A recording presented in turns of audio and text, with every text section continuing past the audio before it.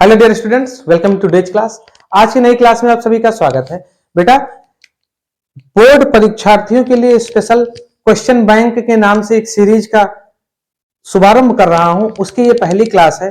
इसमें थोड़ा सा लेंथी क्लासेस होने वाली हैं क्योंकि एक टॉपिक से रिलेटेड एक ही वीडियो अपलोड की जाएगी और उस एक वीडियो में वो सारी चीजें आपको बता दी जाएंगी जिससे आपके बोर्ड परीक्षा का कोई भी क्वेश्चन छूटने वाला ना रहे। तो इस सीरीज से लगातार हमसे जुड़े रहिए। इस सीरीज के माध्यम से आपको 100 में 100 नंबर कैसे मिलेगा, चाहे वो हाई स्कूल की विद्यार्थी हो या वो इंटरमीडिएट के विद्यार्थी हो, परीक्षार्थी हो, उससे रिलेटेड टिप्स एंड ट्रिक्स बताई जाएंगी। इसमें आपको जितने भी आपके टॉपिक हैं, डायरेक्ट इनडायरेक्ट है, जिसको आप नरेशन के नाम से जानते हो, एक्टिव पैसिव है, सिंथेसिस है, ट्रांसफॉर्मेशन है, सिंटैक्स है, बहुत सारी छोटी मोटी चीजें हैं। हर टॉपिक से रिलेटेड वन शॉट वीडियो आपको मिलेगा। तो वीडियोस थोड़ा लेंदी होंगी लेकिन गजब की इंफॉर्मेशन आपको मिलेगी। इतना वादा है कि इससे बेहतर क्लास आपको कहीं नहीं मिलेगी। इन टॉपिक से रिलेटेड इन क्लासेस में मैं उन सभी बिंदुओं को फोकस रखते हुए क्लास के मटेरियल आपको बताऊंगा या आपको वो चीजें पढ़ाऊंगा जो सीधे तौर पर बोर्ड परीक्षा में आएगी। तो बोर्ड परीक्षा की जैसे कि आपको पता है, डेट अनाउंस हो चुकी है। 18 फरवरी से आई थिंक बोर्ड की परीक्षा शुरुआत है और आपको अग्रिम शुभकामनाएं हैं आने वाली परीक्षा के लिए। बेहतर तैयारी करिए। इन क्लासेस के माध्यम से आपका पूरा प्रोज, पोएट्री, सप्लीमेंट और ग्रामर पोर्शन चारों पे चर्चा होगी। जिस पे जितनी चर्चा होनी चाहिए उस पे उतनी पर्याप्त चर्चा होगी। मेरा मानना है कि आप 100 में 100 नंबर तक इन क्लासेस से पा सकते हो क्योंकि आपको पेपर में एज इट इज वही मिलेगा जो आपको इन क्लासेस में पढ़ाया जाएगा। ठीक, इस वजह से मैं ऐसा क्यों कह रहा हूं कि मेरे पढ़ाए हुए विद्यार्थी, बहुत सारे बच्चे 90 नंबर से प्लस इंटरमीडिएट में और 97, 98, 99 तक हाई स्कूल की परीक्षा में प्राप्त कर चुके हैं। एक दो नंबर बेटा राइटिंग वगैरह का या एस्से या लेटर वगैरह में कटता ही है। तो अगर आप 95 प्लस जा रहे हो तो आप अपने आप को 100 आउट ऑफ 100 ही मानिए कि आपके कंटेंट में कोई कमी नहीं थी। अब स्पेलिंग वगैरह में या लिखने के तरीके को लेकर, तो कैसे लिखना है, कितनी साफ सुथरी स्पेलिंग से काम चल जाएगा वो भी आपको बताऊंगा। तो पूरा 100 का 100 नंबर पेपर आपको यहां पर सॉल्व कराया जाएगा। इन टॉपिक्स को मैं ऐसे मॉडिफाई करूंगा या ऐसे तरीके से पढ़ाऊंगा कि एक क्लास में एक टॉपिक क्लियर हो जाएगा और उस टॉपिक से रिलेटेड कितने क्वेश्चन कैसे आते हैं उन पे भी चर्चा हो जाएगी। प्रैक्टिस क्वेश्चन से रिलेटेड एक वीडियो अलग रहेगा और टॉपिक से रिलेटेड एक वीडियो अलग रहेगा। दोनों वीडियोज को आप देखेंगे तो आपका एक टॉपिक कंप्लीट हो जाएगा। तो एक बार हमसे जुड़ने के लिए बहुत बहुत धन्यवाद। नई सीरीज में आप सभी का स्वागत है। जैसा कि आपको मैंने बताया, इसका नाम ही क्वेश्चन बैंक है। तो क्वेश्चन बैंक का मतलब होता है कि समस्त टॉपिक का निचोड़ या सारांश, जैसे आप अगर हाई स्कूल और इंटरमीडिएट के विद्यार्थी हैं तो बहुत सारे पब्लिकेशन की क्वेश्चन बैंक्स वगैरह आती हैं जिनमें 12-15 महत्वपूर्ण सवाल दिए रहते हैं और लगातार वही पेपर में पूछे जाते रहते हैं। तो सेम वैसे इस सीरीज के माध्यम से मैं आपको 1.5 घंटे, 2 घंटे, 1 घंटे जितने में एक टॉपिक कायदे से कवर हो जाए, एक ही वीडियो में एक टॉपिक क्लियर करके दूंगा और उससे बाहर का पेपर में नहीं आएगा। 7-8 साल का अनुभव है, इतना भरोसा रखिए। जो बच्चे पढ़ने वाले हैं, जो जुड़े हुए हैं, जानते हैं। तो चलिए हम डायरेक्ट इनडायरेक्ट, जिसे आप नरेशन के नाम से जानते हो, बहुत ही इंपॉर्टेंट टॉपिक है और मेरी बड़ी इच्छा थी कि मैं इसे ग्रामर में पढ़ा सकूं और आज देखिए मौका लग गया है। हम डायरेक्ट इनडायरेक्ट से शुरुआत कर रहे हैं। चाहे हाई स्कूल के विद्यार्थी हो या इंटरमीडिएट के विद्यार्थी हो, डायरेक्ट इनडायरेक्ट से रिलेटेड क्वेश्चन सीधे तौर पर पेपर में आता है। कॉम्पिटिटिव एग्जामिनेशन वाले भी इन क्लासेस का फायदा उठा सकते हैं। तो चलिए, मैंने जैसा कि आपको बताया, आज का जो हमारा पहला टॉपिक है और इस क्वेश्चन बैंक सीरीज का जो हमारा पहला पॉइंट है वो है नरेशन। नरेशन, जिसे आप डायरेक्ट एंड इनडायरेक्ट स्पीच या डायरेक्ट एंड इनडायरेक्ट नरेशन के नाम से जानते हो, ये एक्चुअल में है क्या? बेटा, नरेशन का मतलब वो चीजें या वे वाक्य आप कह लीजिए जिनके माध्यम से हमको कोई कमांड दी जाए, जिनके माध्यम से कोई रिक्वेस्ट की जाए, जिनके माध्यम से कोई स्टेटमेंट दिया जाए या जो किसी क्वेश्चन को दिखाएं। तो वास्तव में जब आप किसी को नरेट करते हो कोई चीज, तो जब आप किसी को कोई चीज नरेट करते हो तो उसमें बेसिकली ये 4-5 चीजें ही होती हैं। तो इन चारों पांचों चीजों पर चर्चा करते हुए इस टॉपिक को हम शुरू करेंगे। तो चलिए आज की क्लास की वीडियो को हम स्टार्ट करते हैं। एक बार फिर से हमसे जुड़ने के लिए बहुत बहुत धन्यवाद। चलिए, क्लास के पहले टॉपिक और क्लास से रिलेटेड चीजों को ध्यान में रखते हुए मैं आपको जो आप टॉपिक पढ़ा रहा हूं बेटा, मैंने जैसा कि आपको बताया, ये नरेशन टॉपिक है। इसे आप डायरेक्ट एंड इनडायरेक्ट स्पीच के नाम से भी जानते हैं, पहचानते हैं। जैसे मैंने आपको बताया कि अगर आप किसी को कोई चीज नरेट कर रहे हो, बता रहे हो, तो उसमें आप महत्वपूर्ण 4-5 चीजों पर ही चर्चा करते हो। वो 4-5 चीजें पहले क्या हो सकती हैं? सबसे पहली बात तो जो आप नरेट करते हो बेटा, नरेशन, तो इसमें हम सबसे पहले कमांड की बात करते हैं। कमांड के अलावा रिक्वेस्ट की बात करते हैं। ठीक, या तो आप किसी को नरेट करोगे, कोई बात बताओगे, तो या तो आप उससे अनुनय विनय करोगे, प्रार्थना करोगे, या आप उसे कमांड करोगे, निर्देशित करोगे। तो कमांड हो गया, रिक्वेस्ट हो गया। फिर आप कोई स्टेटमेंट दोगे, कोई वक्तव्य कहोगे। ठीक, तो कमांड, रिक्वेस्ट, स्टेटमेंट, इन 3 टॉपिक के बाद जो चौथा आप सबसे महत्वपूर्ण टॉपिक लेते हो, वो आप क्या करते हो? किसी से आप क्वेश्चन आंसर करते हो, तो क्वेश्चंस। इन चारों टॉपिक से रिलेटेड चीजें नरेशन के अंतर्गत हम पढ़ते हैं। तो नरेशन अर्थात वक्तव्य अगर आप कह लो, जब आप किसी से कोई बातचीत करते हो, कोई बात उससे कहते हो, तो बात या तो कोई कमांड होती है, या तो कोई रिक्वेस्ट होती है, या कोई स्टेटमेंट होती है, या कुछ क्वेश्चन आंसर्स वगैरह होते हैं। तो इन सारी चीजों का हम अध्ययन नरेशन के अंतर्गत करते हैं। जैसा कि मैंने आपको बताया कि नरेशन, जिन्हें हम डायरेक्ट एंड इनडायरेक्ट नरेशन या डायरेक्ट और इनडायरेक्ट स्पीच के नाम से जानते हैं। ठीक, चलिए चर्चा को आगे बढ़ाते हुए देखते हैं। तो डायरेक्ट स्पीच या डायरेक्ट में नरेशन की बात करूं, और दूसरा इसका पार्ट होता है इनडायरेक्ट नरेशन। डायरेक्ट नरेशन में क्या होता है बेटा? जो वक्ता है, वक्ता की जो बात है वो ज्यों का त्यों, अर्थात उसने जो कहा है, जैसे कहा है, आपने सीधे वैसे उठाकर प्रस्तुत कर दिया, वो आपका क्या कहलाता है? Direct narration. और उसकी बात को भाव के अनुसार कहना या व्यक्त करना, यह कहलाता है बेटा इनडायरेक्ट नरेशन। ठीक, तो डायरेक्ट नरेशन में आप वक्ता की बात ज्यों का त्यों रख देते हो अगले के सामने, और इनडायरेक्ट नरेशन में आप उसकी भाव कैसे थी, वो बोल रहा था कि वो पूछ रहा था, कि वो सलाह दे रहा था, कि वो परामर्श दे रहा था, ठीक, कि वो आदेश दे रहा था, इसके अनुसार, भाव के अनुसार उस बात को अपने शब्दों में व्यक्त करते हो, या उसी की बात को भाव के अनुसार बदल कर व्यक्त करते हो। तो भाव के अनुसार कहना या व्यक्त करना, ये इनडायरेक्ट नरेशन कहलाता है। और वक्ता की बात को ज्यों का त्यों रख देना, ये डायरेक्ट नरेशन कहलाता है। आई होप आपको ये समझ में आ गया होगा। चलिए क्लास में आगे बढ़ते हैं और देखते हैं डायरेक्ट और इनडायरेक्ट से रिलेटेड बहुत सारी चीजें, और क्लास की शुरुआत करते हैं। सबसे पहले अगर आपको पहचानना है कि कोई वाक्य डायरेक्ट और इनडायरेक्ट में से किस नरेशन का है, तो देखिए डायरेक्ट नरेशन का जो भी वाक्य होगा उसमें बेटा यहां पर कोई बात कही रहेगी, यहां कामा रहेगा, फिर इन्वर्टेड कॉमा में कोई बात रहेगी, इन्वर्टेड कॉमा बंद रहेगा, और क्वेश्चन सॉरी फुल स्टॉप रहेगा या क्वेश्चन मार्क रहेगा, जैसा वो उसकी प्रकृति हो। ठीक, कहने का मतलब अगर मैं सिंपल सिंपल सेंटेंस की बात करूं सामान्यतः, तो कामा और इन्वर्टेड कामा अगर आपको दिख जाता है तो आप जान लीजिए कि वो क्या है? डायरेक्ट नरेशन या डायरेक्ट स्पीच है। वहीं इनडायरेक्ट स्पीच में आपको डबल कामा, इन्वर्टेड कामा, ये सारी चीजें नहीं मिलेंगी। तो डायरेक्ट और इनडायरेक्ट पहचानने का सबसे आसान तरीका, अगर कामा इन्वर्टेड कामा लगा हुआ है तो इसका मतलब क्या है? वो डायरेक्ट स्पीच है। और अगर डायरेक्ट स्पीच के अलावा कामा इन्वर्टेड कामा नहीं लगा हुआ है तो वो इनडायरेक्ट स्पीच है। ठीक, तो आई होप आपको ये चीज समझ में आ गई होगी। चलिए सबसे पहले हम डायरेक्ट स्पीच के प्रमुख बिंदु देख लेते हैं। ठीक, तो मैं बात करने चल रहा हूं बेटा डायरेक्ट स्पीच, जिसे आप डायरेक्ट नरेशन भी कहते हो, के प्रमुख बिंदु अर्थात इंपॉर्टेंट पॉइंट्स की बात करता हूं। पॉइंट नंबर 1, आपको कॉमा और इन्वर्टेड कॉमा मिलेगा। ठीक, सबसे बड़ा पॉइंट इसका यही है कि आपको कॉमा और इन्वर्टेड कॉमा मिलेगा। फिर पॉइंट नंबर 2, बेटा जब आप वक्ता की बात की शुरुआत करते हो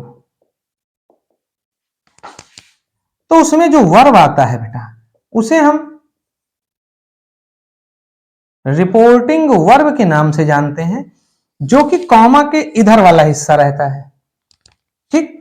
और इन्वर्टेड कॉमा के बीच में जो चीजें हैं उन्हें हम रिपोर्टेड स्पीच के नाम से जानते हैं। तो कहने का मतलब डायरेक्ट स्पीच में कॉमा से पहले जो लिखा रहेगा उसको हम उस हिस्से को रिपोर्टिंग या रिपोर्टेड वर्ब के नाम से पहचानते हैं, और जो डबल कॉमा में रहता है उसे हम रिपोर्टेड स्पीच के नाम से पहचानते हैं। कैसे?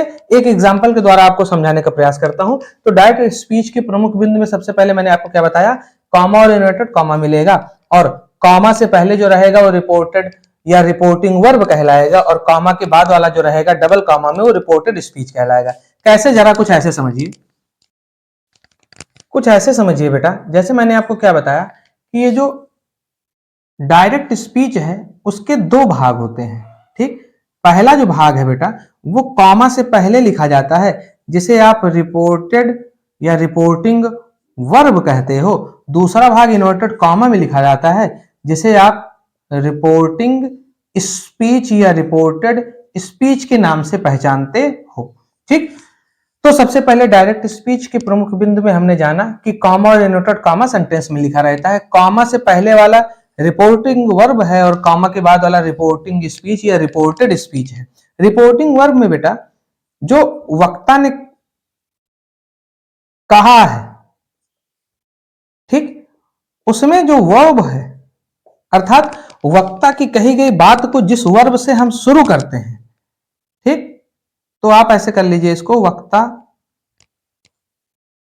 की कही बात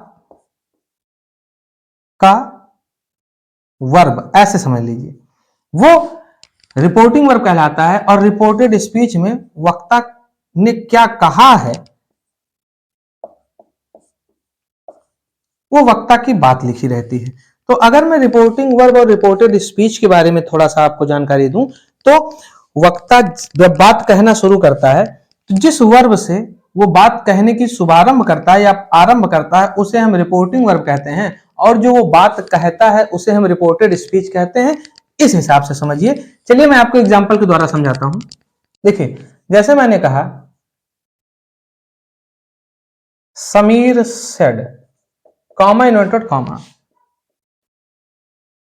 Mohan is a good boy.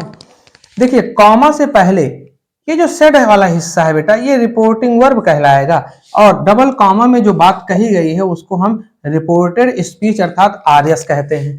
तो अब आगे मैं आरवी और आरएस का जिक्र करूं तो आरवी मतलब रिपोर्टिंग वर्ब और आरएस मतलब रिपोर्टेड स्पीच। तो ये डायरेक्ट स्पीच के महत्वपूर्ण बिंदु का समझ लीजिए, पहला महत्वपूर्ण बिंदु है कि कॉमा इन्वर्टेड कॉमा लगा रहेगा, और कॉमा के द्वारा रिपोर्टिंग वर्ब और इन्वर्टेड कॉमा के द्वारा रिपोर्टेड स्पीच पार्ट वे की जाएगी, अलग की जाएगी। चलिए क्लास में आगे बढ़ते हैं, आगे की चीजों को जानते हैं।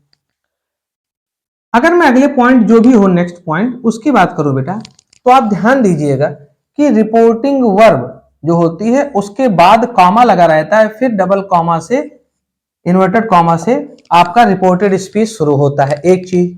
दूसरा, आप अगर नोटिस करेंगे तो आपको एक चीज और समझ में आएगी बेटा इसमें, कि ये जो हमारी रिपोर्टिंग वर्ब है ये कॉमा के द्वारा अलग की जाती है, और रिपोर्टेड स्पीच जो है वो इन्वर्टेड कॉमा के द्वारा अलग की जाती है, जैसा कि मैंने अभी आपको बताया।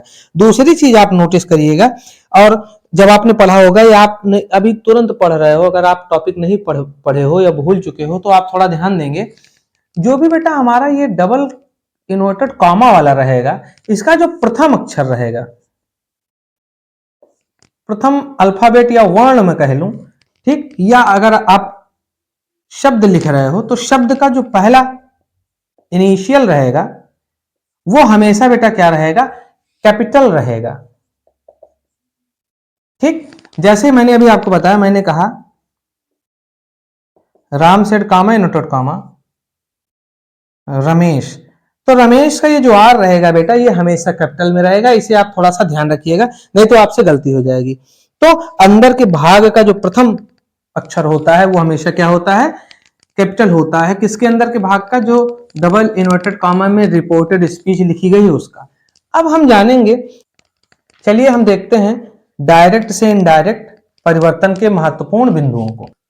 साथियों कुछ फैक्ट्स पे देखिए चर्चा करते हैं। सबसे पहले डायरेक्ट से इनडायरेक्ट में बदलने के महत्वपूर्ण बिंदु। पॉइंट नंबर 1 है बेटा कि हमारा कॉमा और इनवर्टेड कॉमा हट जाता है। ठीक, तो ये क्या होगा, जब आप डायरेक्ट से इनडायरेक्ट बनाएंगे तो कॉमा और इनवर्टेड कॉमा जो है वो हट जाएगा। दूसरा, रिपोर्टिंग वर्ब के टेंस में नो चेंज, कोई परिवर्तन नहीं होगा। जैसा चेंज आपको करना है आप बाकी जिस हिस्से में करने के लिए नियम आपको अलाउंस देंगे आप उसमें करेंगे, लेकिन रिपोर्टिंग वर्ब के साथ आप उसके टेंस के साथ कोई छेड़खानी नहीं करेंगे, उसके काल में कोई परिवर्तन नहीं होगा। रिपोर्टिंग वर्ब को रिपोर्टेड स्पीच के बहाव के अनुसार परिवर्तित करेंगे। जैसे अगर कोई चीज बता रहा है तो आप उसको टोल्ड कर सकते हो, कुछ पूछ रहा है तो आस्क्ड कर सकते हो, इंक्वायरी कर रहा है तो इंक्वायर्ड आप कर सकते हो। ठीक, किसी चीज के बारे में मना कर रहा है तो फॉरवर्ड कर सकते हो। तो बहुत तरीके से रिपोर्टिंग वर्ब को रिपोर्टेड स्पीच के बहाव के अनुसार परिवर्तित किया जाता है। कैसे किया जाता है अभी मैं आगे आपको बताऊंगा।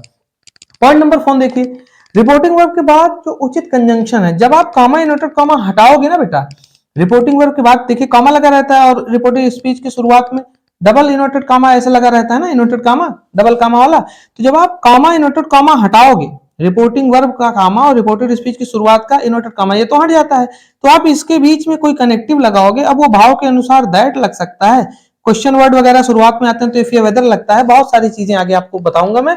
तो कहने का मतलब रिपोर्टिंग वर्ब के बाद उचित कंजंक्शन दैट, इफ, वेदर आदि का प्रयोग होता है।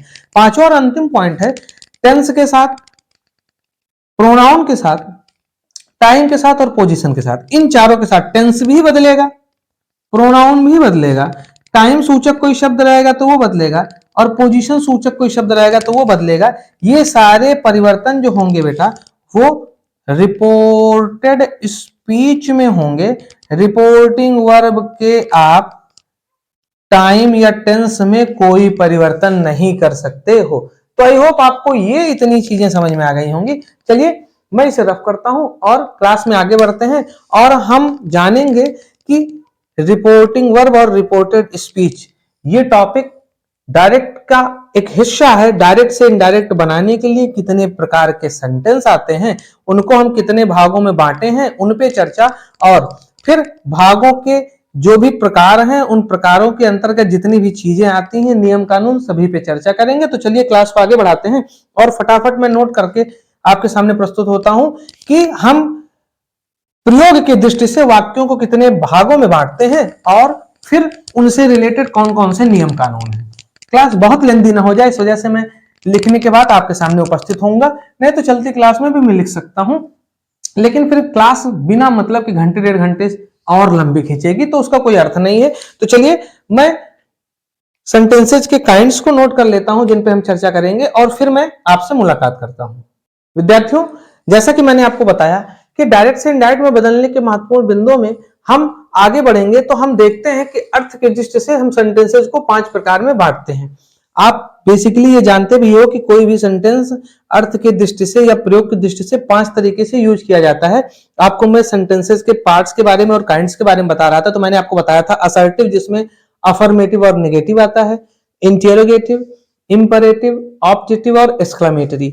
उन सभी प्रकार के सेंटेंसेस से डायरेक्ट इनडायरेक्ट वाली बातें हम पढ़ते हैं, सीखते हैं। तो इस वजह से डायरेक्ट से इनडायरेक्ट बनाने में हम 5 प्रकार के सेंटेंसेस को भी डायरेक्ट से इनडायरेक्ट में परिवर्तित करना सीखेंगे। और उसमें से जो हमारा पहला है वो है बेटा असर्टिव। असर्टिव जिसमें स्टेटमेंट की बात होती है कि कोई वहां गया या कोई वहां नहीं गया, किसी ने कोई काम किया, किसी ने कोई काम नहीं किया।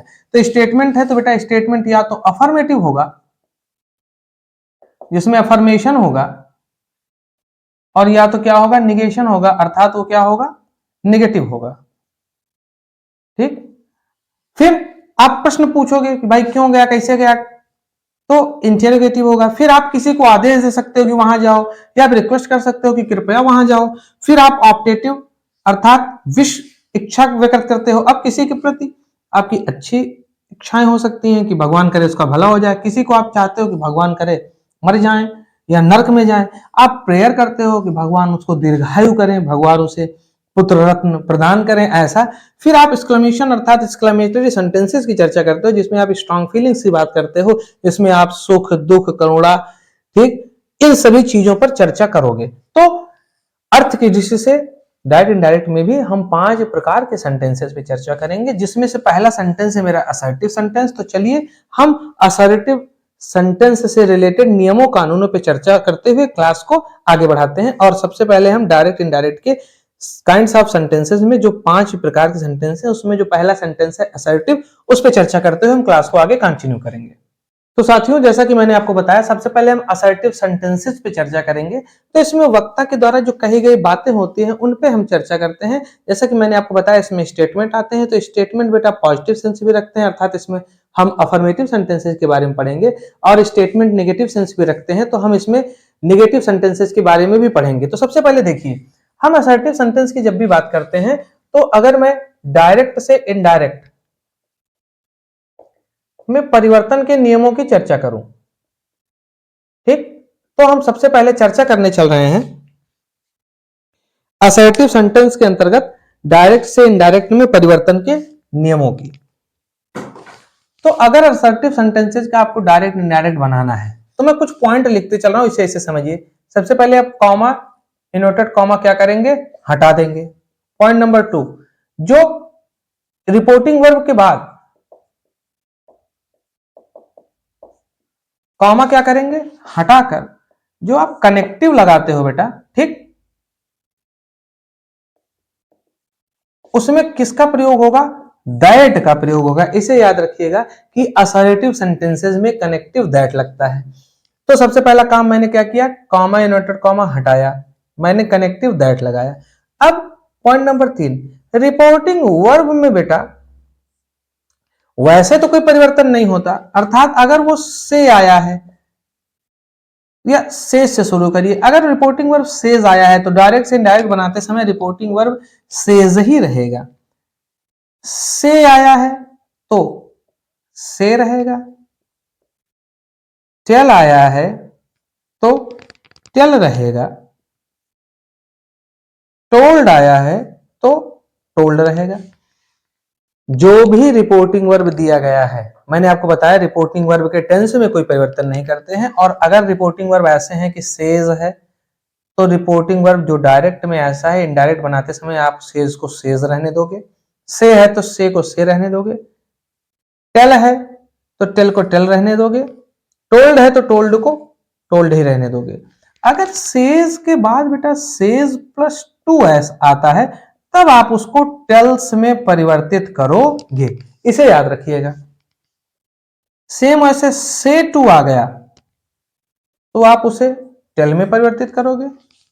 और अगर सेड था और उसमें टू आया है तो सेड टू को टोल्ड में परिवर्तित करोगे। यहां बेटा मैं एक चीज और छूट गई थी, सेड को भी वैसे ही सेड में रहने देते हो, ठीक। सेज आया तो सेज रहेगा, से आया तो से रहेगा, टेल आया तो टेल रहेगा, टोल्ड आया तो टोल्ड रहेगा, सेड आया तो सेड रहेगा डायरेक्ट से इनडायरेक्ट बनाते समय। लेकिन अगर सेज के साथ टू आया, इसके बाद कोई ऑब्जेक्ट आता है, तो सेज टू टेंस में बदलता है।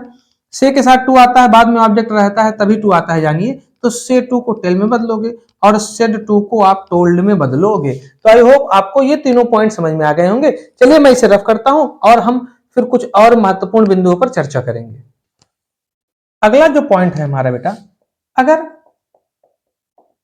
रिपोर्टिंग वर्ब जो है वो प्रेजेंट टेंस में रही या फ्यूचर टेंस में रही, तो जो हमारा रिपोर्टेड स्पीच है बेटा,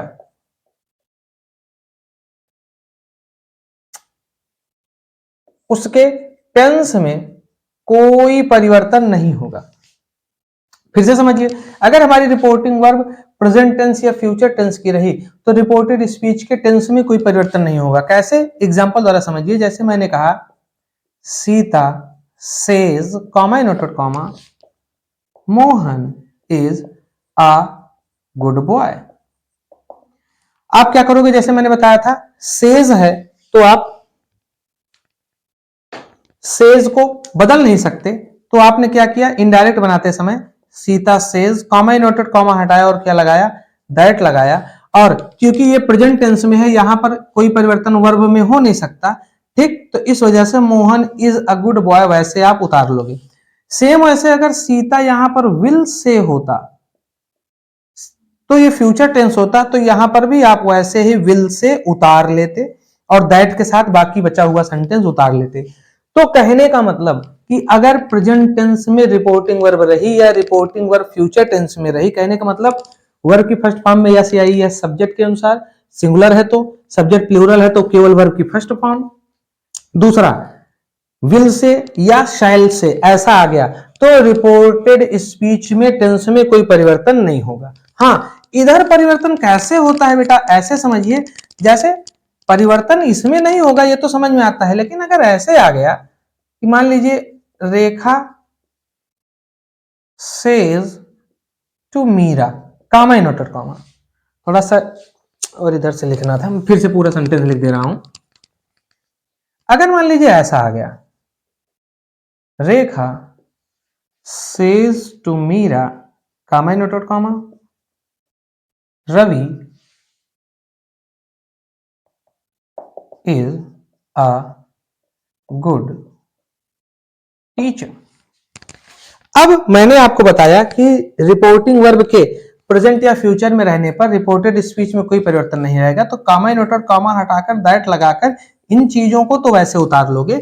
लेकिन आप एक चीज नोटिस करो, मैंने आपको ये भी तो बताया कि सेज टू आने पर इसे आप टेल्स में बदलोगे, तो आप इसका थोड़ा सा ध्यान रखिएगा कि अगर केवल सेज आया तो सेज लगाकर दैट लगाकर उतार लेंगे, लेकिन अगर सेज के साथ टू आया है तो आपको सेज टू को टेल्स में बदलना है। अगर यहां पर विल से आया है तो उधर कोई परिवर्तन नहीं होगा।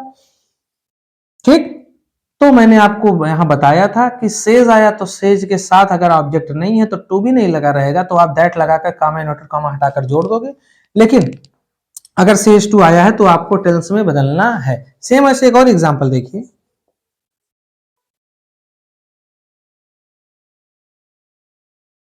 दे say to Meera, comma inverted comma, girls are doing very well. ठीक, they say to Meera girls are doing very well, इसको देखिए हम कैसे बनाएंगे, ध्यान दीजिए। दे से टू मीरा, मैंने आपको बताया था कि से टू को आप टेल में बदल दोगे तो गर्ल्स टेल मीरा और दैट लगाकर बाकी का सेंटेंस वैसे के वैसे उतार लोगे। तो सेज टू आने पर टेल्स में बदलना है, से टू आने पर टेल में बदलना है, लेकिन सेज या शे आने पर उसे वैसे रहने देना है, और प्रेजेंट टेंस या फ्यूचर टेंस में रिपोर्टिंग वर्ब रहेगी तो रिपोर्टेड स्पीच के टेंस में कोई परिवर्तन नहीं होगा। तो फिर होगा कब, चलिए इसे रफ करके देखते हैं। जब रिपोर्टिंग वर्ब पास्ट टेंस की रहेगी बेटा, तभी रिपोर्टेड स्पीच के वर्ब में परिवर्तन होगा। तो मैंने अभी आपको क्या बताया कि जब रिपोर्टिंग वर्ब पास्ट टेंस की रहे, अब वो पास्ट टेंस में पास्ट इंडेफिनिट भी हो सकता है, पास्ट कंटिन्यूअस भी हो सकता है, पास्ट परफेक्ट भी हो सकता है, वो आगे हम देखेंगे। तब आप रिपोर्टेड स्पीच के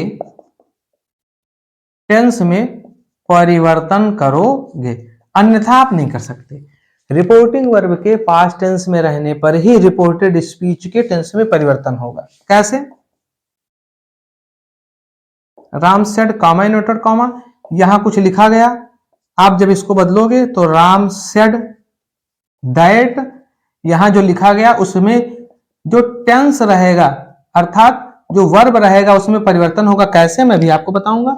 नाउन प्रोनाउन वगैरह के लिए प्रोनाउन में तो कोई परिवर्तन नहीं होता, लेकिन प्रोनाउन में परिवर्तन होता है। कैसे होता है अभी आपको बताऊंगा। मैंने आपको बताया था टाइम को दिखाने वाले, टेंस को दिखाने वाले, वर्ब को दिखाने वाले, इन सारी चीजों में परिवर्तन होता है।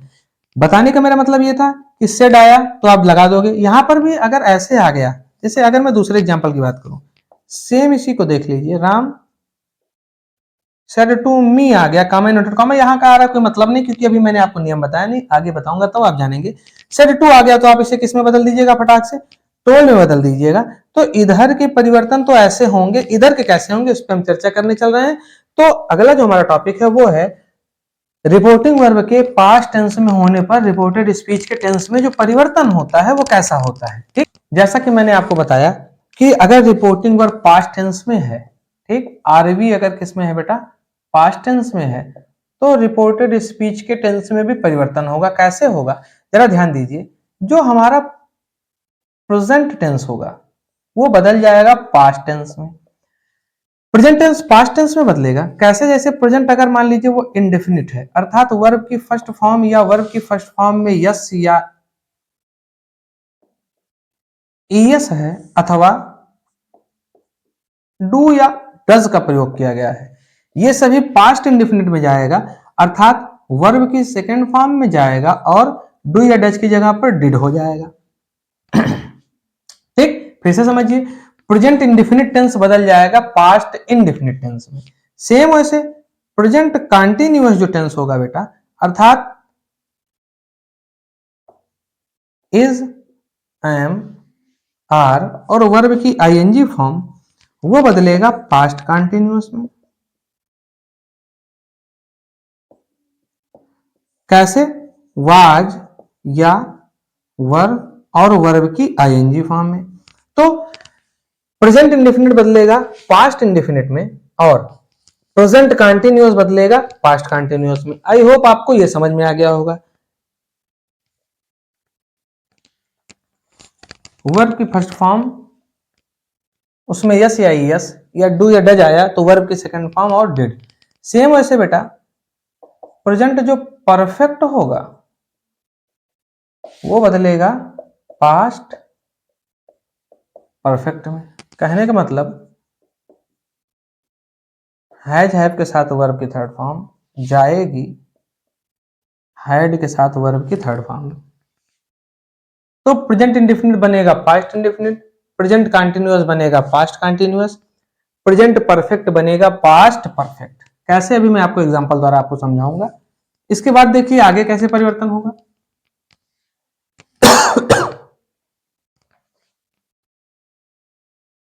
प्रेजेंट परफेक्ट कंटीन्यूअस, अर्थात हैज या have plus been plus verb की आईएनजी फॉर्म, ये चेंज होगा बेटा पास्ट परफेक्ट कंटीन्यूअस, अर्थात हैड के साथ बीन और वर्ब की आईएनजी फॉर्म में।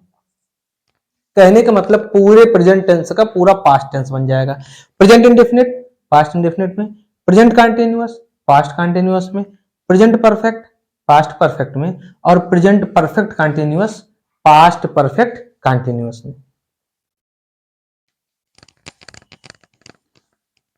जो हमारा सिंपल पास्ट है जिसे आप पास्ट इंडेफिनिट कहते हो, सिंपल पास्ट,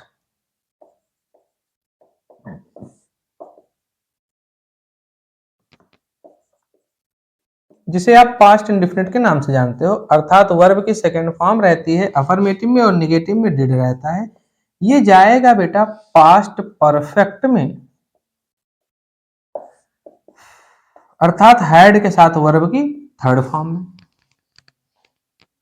जो हमारा पास्ट कंटीन्यूअस होता है, अर्थात वाज या वर और वर्ब की आईएनजी फॉर्म, वो जाएगा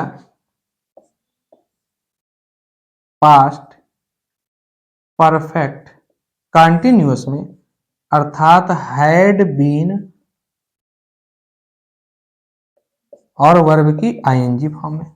तो इसे भी थोड़ा ध्यान दीजिएगा, पूरा का पूरा प्रेजेंट टेंस पूरा के पूरे पास्ट टेंस में बदल जाता है। प्रेजेंट इंडेफिनिट का पास्ट इंडेफिनिट, प्रेजेंट कंटीन्यूअस का पास्ट कंटीन्यूअस, प्रेजेंट परफेक्ट का past perfect, present perfect continuous का पास्ट परफेक्ट कंटीन्यूअस। लेकिन पास्ट में आने पर सिंपल पास्ट अर्थात पास्ट इंडेफिनिट जो होता है वो पास्ट परफेक्ट में बदलता है, वर्ब की सेकंड फॉर्म और डिड बदलता है हैड के साथ वर्ब की थर्ड फॉर्म में। पास्ट कंटीन्यूअस वाज वर्ब के साथ आईएनजी फॉर्म, ये बदलता है पास्ट परफेक्ट कंटीन्यूअस अर्थात हैड बीन के साथ वर्ब की आईएनजी फॉर्म में। चलिए आगे देखते हैं क्या होता है। फिर अगर मैं पास्ट परफेक्ट की बात करूं बेटा, अर्थात हैड के साथ वर्ब की थर्ड फॉर्म की बात करूं, तो ये इसमें कोई परिवर्तन नहीं होता, ये पास्ट परफेक्ट में ही रहता है, अर्थात हैड के साथ वर्ब की थर्ड फॉर्म में ही रहता है। अगर मैं पास्ट परफेक्ट कंटीन्यूअस अर्थात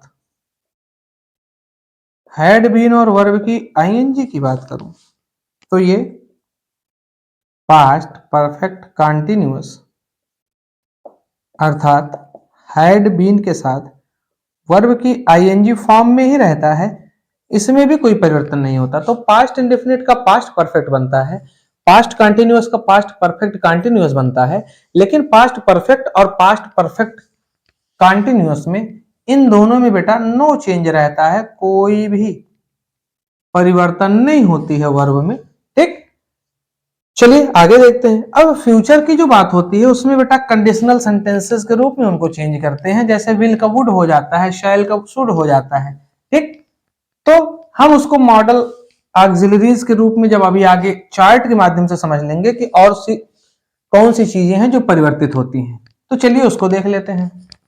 अब थोड़ा सा समझिए, अगर विल आया है तो वो वुड में बदल जाएगा, शैल आया है शुड में बदल जाएगा, कैन कुड में बदलेगा।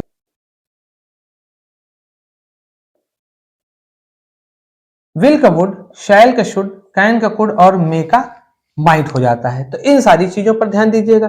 कहां परिवर्तन नहीं होता है थोड़ा सा उस पर देख लीजिए। तो ये सारी चीजें ऐसे आपस में बदलती हैं, जहां परिवर्तन नहीं होता वहां पर देखिए क्या है। मैंने आपको बताया विल का वुड होता है, शैल का शुड होता है, कैन का कुड होता है, मे का माइट होता है। लेकिन अगर बेटा जैसे नीड आ गया, ऑट आ गया, शुड वुड कैन कुड, ये पहले से ही, सॉरी, शुड वुड कुड और माइट ये पहले से ही लिखे हुए आ गए, इनमें आप कोई भी परिवर्तन नहीं करोगे।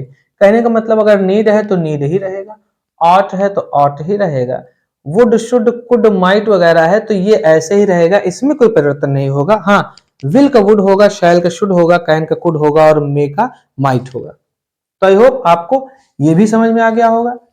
चलिए क्लास में आगे बढ़ते हैं, देखते हैं और कितने प्रकार के परिवर्तन होते हैं या कितने प्रकार के परिवर्तन नहीं होते हैं। उससे पहले हमने बहुत सारी बातें की, कुछ एग्जाम्पल के द्वारा उन्हें समझने का प्रयास करते हैं। तो मैं आपको 4-5 एग्जाम्पल देता हूं। सबसे पहले प्रेजेंट इंडेफिनिट पास्ट इंडेफिनिट बदलता है कैसे। दो एग्जाम्पल देखिए बेटा, Ram says Rekha plays cricket और boys say to teacher they are playing. ध्यान दीजिए, यहां पर राम सेज, क्योंकि सेज प्रेजेंट टेंस में है इस वजह से दैट लगाकर इस सेंटेंस को वैसे उतार लेंगे, कोई परिवर्तन नहीं होगा। यहां पर भी बॉयज से टू है, से टू किस में बदलता है, टेल में बदलता है, बॉयज टेल टीचर, क्योंकि इधर प्रेजेंट टेंस है तो दैट लगाकर वैसे उतार लेंगे, कोई परिवर्तन नहीं होगा।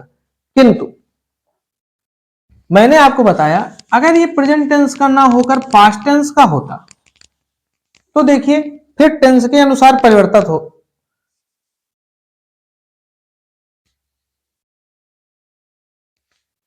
होता टेंस के अनुसार। कैसे, जैसे अगर यहां ये होता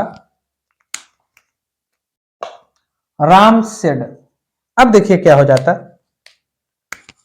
राम सेड, सेड तो वैसे रहता, कामा नेटवर्क कॉमा हटाकर दैट, रेखा नाउन है कोई परिवर्तन नहीं होगा, प्लेज प्रेजेंट इंडेफिनिट है पास्ट इंडेफिनिट में जाएगा, इसकी जगह पर क्या हो जाता, प्लेड हो जाता, और यहां पर क्या होता, क्रिकेट वैसे उतर जाता। तो Ram said comma inverted comma Rekha plays cricket, ये बदल जाता Ram said that Rekha played cricket. ठीक उसी तरीके से बॉयज, अगर यहां पर सेड टू होता, boys said to teacher comma inverted comma they are playing, तो बॉयज सेड टू बदलता टोल्ड में, टीचर दैट, दे वैसे रहता, और is am are was were में जाता तो दे के साथ प्लूरल है तो वर लगता, दे वर प्लेइंग, क्योंकि मैंने अभी आपको बताया कि प्रेजेंट कंटिन्यूअस बदलता है पास्ट कंटिन्यूअस में। तो आई होप आपको ये समझ में आ गया होगा। चलिए प्रेजेंट परफेक्ट का एग्जांपल लेते हैं और प्रेजेंट परफेक्ट कंटिन्यूअस का एग्जांपल लेते हैं। आगे की चीजों को चेंज नहीं करूंगा ताकि क्लास बहुत लंबी ना हो। ये चीजें ऐसी ही हैं, इधर पास्ट रहा और इधर क्या रहा, जैसे रेखा हैज पास्ट द एग्जाम्स, अगर ऐसा आ गया। अब यहां पर क्या हो जाएगा, हैज है बदलता है किसमें, हैड में, तो प्रेजेंट परफेक्ट बदलना था पास्ट परफेक्ट में, तो मैंने रेखा हैज पास्ड एग्जाम का कर दिया Rekha had passed exam. Same ऐसे यहां पर देखिए, they have not been eating, अगर ऐसा होता तो दैट के बाद यहां पर क्या बनता, दे है बदल जाता हैड में, बाकी चीजें वैसे उतर जाती। क्यों? क्योंकि प्रेजेंट परफेक्ट कंटिन्यूअस बदलता है पास्ट परफेक्ट कंटिन्यूअस में, और हैज हैव के साथ बीन के साथ वर्ब की आईएनजी फॉर्म रहेगी तो हैड के साथ बनेगा। तो इस तरीके से अगर रिपोर्टिंग वर्ब पास्ट टेंस की है तो रिपोर्टेड स्पीच में आप परिवर्तन लाते हो। चलिए और एग्जांपल देखते हैं। प्रेजेंट इंडेफिनिट का पास्ट में, प्रेजेंट कंटिन्यूअस का पास्ट कंटिन्यूअस में, प्रेजेंट परफेक्ट का पास्ट परफेक्ट कंटिन्यूअस में और प्रेजेंट परफेक्ट कंटिन्यूअस, इन सभी का आपस में परिवर्तन हमने देख लिया। अब हम देखते हैं अगर पास्ट इंडेफिनिट होता, जैसे मैंने कहा Ram said Sita went home, boys said to teacher, girls had danced. देखिए क्या यहां पर कोई परिवर्तन होगा? सीता वेंट होम, आगे पास्ट है पीछे पास्ट इंडेफिनिट, तो पास्ट इंडेफिनिट का पास्ट परफेक्ट बनता है, तो कैसे बनता? Sita had gone home. ठीक, आई होप आपको समझ में आ गया होगा। क्यों? मैंने आपको नियम में ही बताया था, यदि पास्ट इंडेफिनिट रहा तो वो पास्ट परफेक्ट में बदलेगा। यहां देखिए girls had danced, past perfect है तो कोई परिवर्तन होगा ही नहीं। अगर यहीं पर गर्ल्स हैड डांस्ड है तो देखिए फिर मैंने आपको बताया बॉयज सेड टू टीचर, तो boys told teacher that girls had danced, ये ऐसे उतर जाएगा, कोई परिवर्तन नहीं होगा। लेकिन अगर यहीं पर पास्ट कंटिन्यूअस होता, गर्ल्स वर डांसिंग, अब यहां पर बनता बेटा गर्ल्स हैड बीन डांसिंग। क्यों?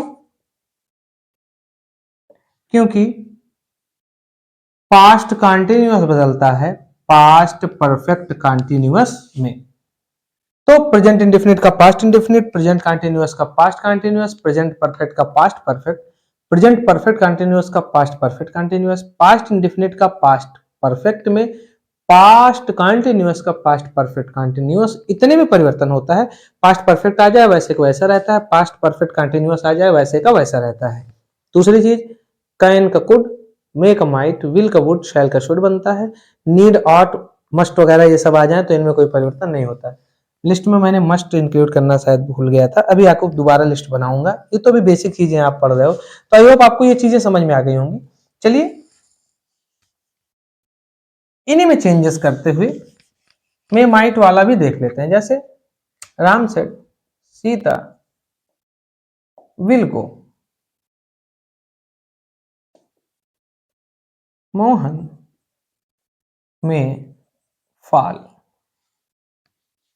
देखिए सीता विल गो क्या हो जाएगा? Sita would go. मोहन में फॉल का हो जाएगा मोहन माइट फॉल। ठीक, आगे पास्ट है पीछे विल आया है तो विल बदलता है वुड में बदलता है माइट में। शैल का देख लेते हैं।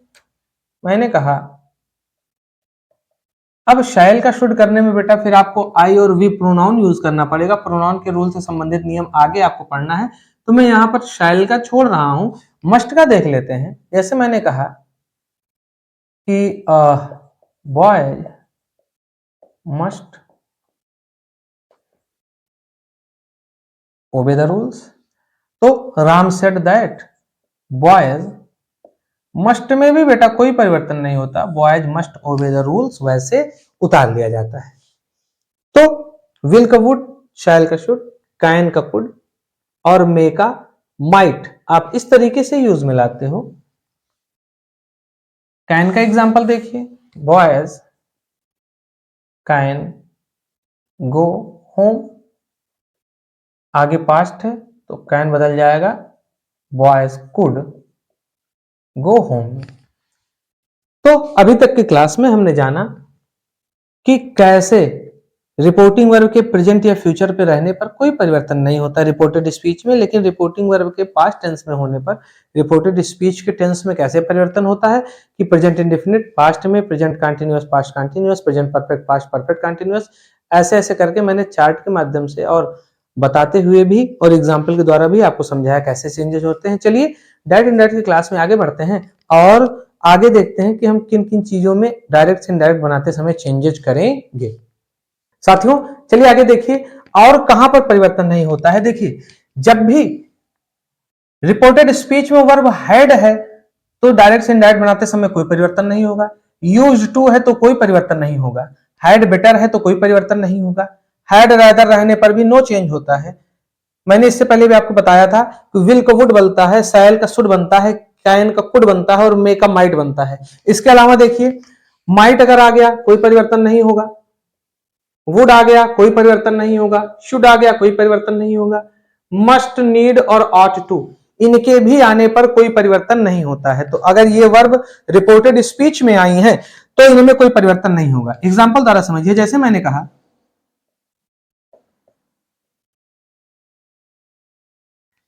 मोहन यूज्ड टू प्ले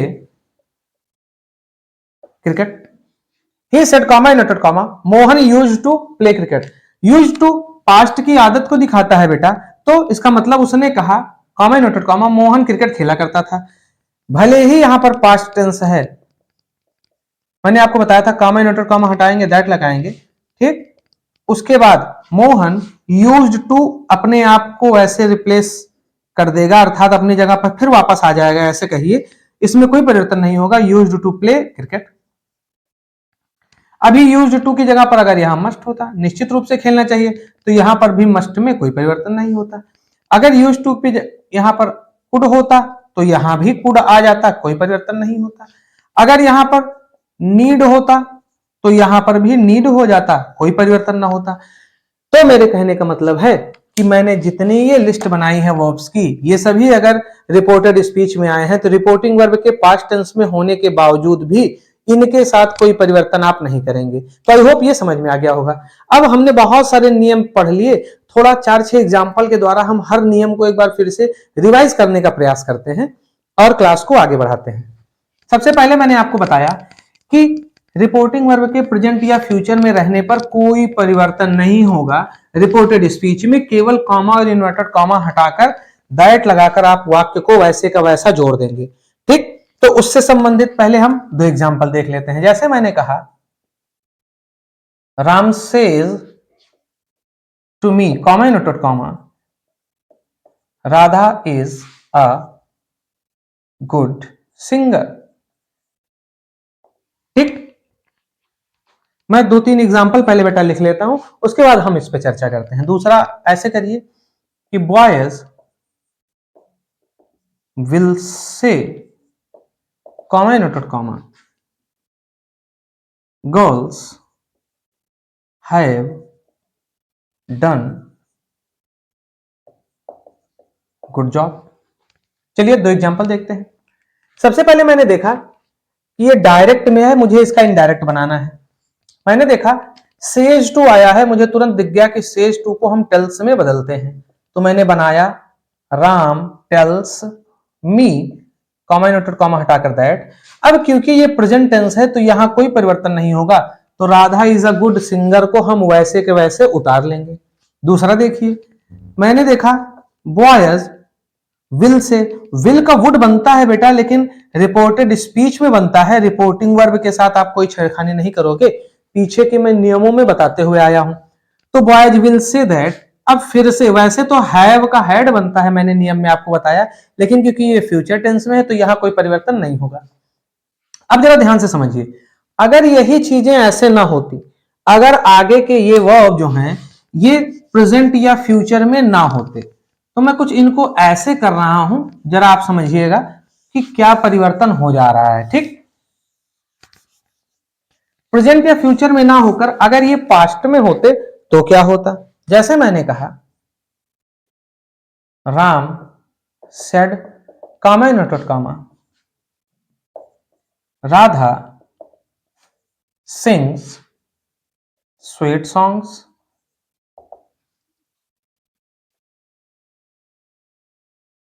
दूसरा, they said to me, comma inverted comma, boys are playing. मैं छोटे छोटे एग्जाम्पल दे रहा हूं ताकि आप आसानी से समझ सकें। सेम यही आगे का स्ट्रक्चर है। They said to me, comma inverted comma, Mohan has eaten food. और मैं चलिए पहले 3 एग्जाम्पल लेता हूं। चलिए हम इसे बनाते हैं और देखते हैं कि हम इनमें क्या क्या कर सकते हैं। अब पहला एग्जाम्पल देखिए, रामसड़। जैसे मैंने देखा रामसड़ तो मुझको एक चीज समझ में आई कि आगे रिपोर्टिंग वर्ब पास्ट टेंस का है, और जैसे मैंने देखा रिपोर्टिंग वर्ब पास्ट टेंस का है, मुझे तुरंत समझ में आया कि इसमें आगे भी रिपोर्टेड स्पीच के वर्ब में भी परिवर्तन करना है। राम सेड है तो सेड में कोई परिवर्तन नहीं होता, वैसे उतर जाता है, दैट लग गया बेटा। राधा हमने उतार लिया। सिंग्स वर्ब की फर्स्ट फॉर्म में यस या यस अर्थात प्रेजेंट इंडेफिनिट टेंस बदलता है पास्ट इंडेफिनिट टेंस में, अर्थात वर्ब की सेकंड फॉर्म, तो सिंग की सेकंड फॉर्म बेटा सैंग हो जाएगी। राधा सैंग स्वीट सॉन्ग्स, वैसे उतर जाएगा। दूसरा देखिए, दे, आपको पता है मैंने आपको बताया था सेड टू को हम टोल्ड में बदलते हैं, तो they told me that boys. Is के साथ वर्ब की आईएनजी फॉर्म प्रेजेंट कंटिन्यूअस है, बदलना है पास्ट कंटिन्यूअस में। बॉयज क्योंकि प्लूरल है तो इसके साथ वर लगता है, तो बॉयज वर प्लेइंग। तीसरा फिर मैंने बताया था कि दे सेड टू मी ही है, तो दे सेड टू मी मैंने यहां उतार लिया है, मान लीजिए दैट मोहन हैज, हैव मैंने आपको बताया था हैड में बदलता है, तो मोहन हैड ईटन फूड। तो इस चीज का विशेष ध्यान दीजिएगा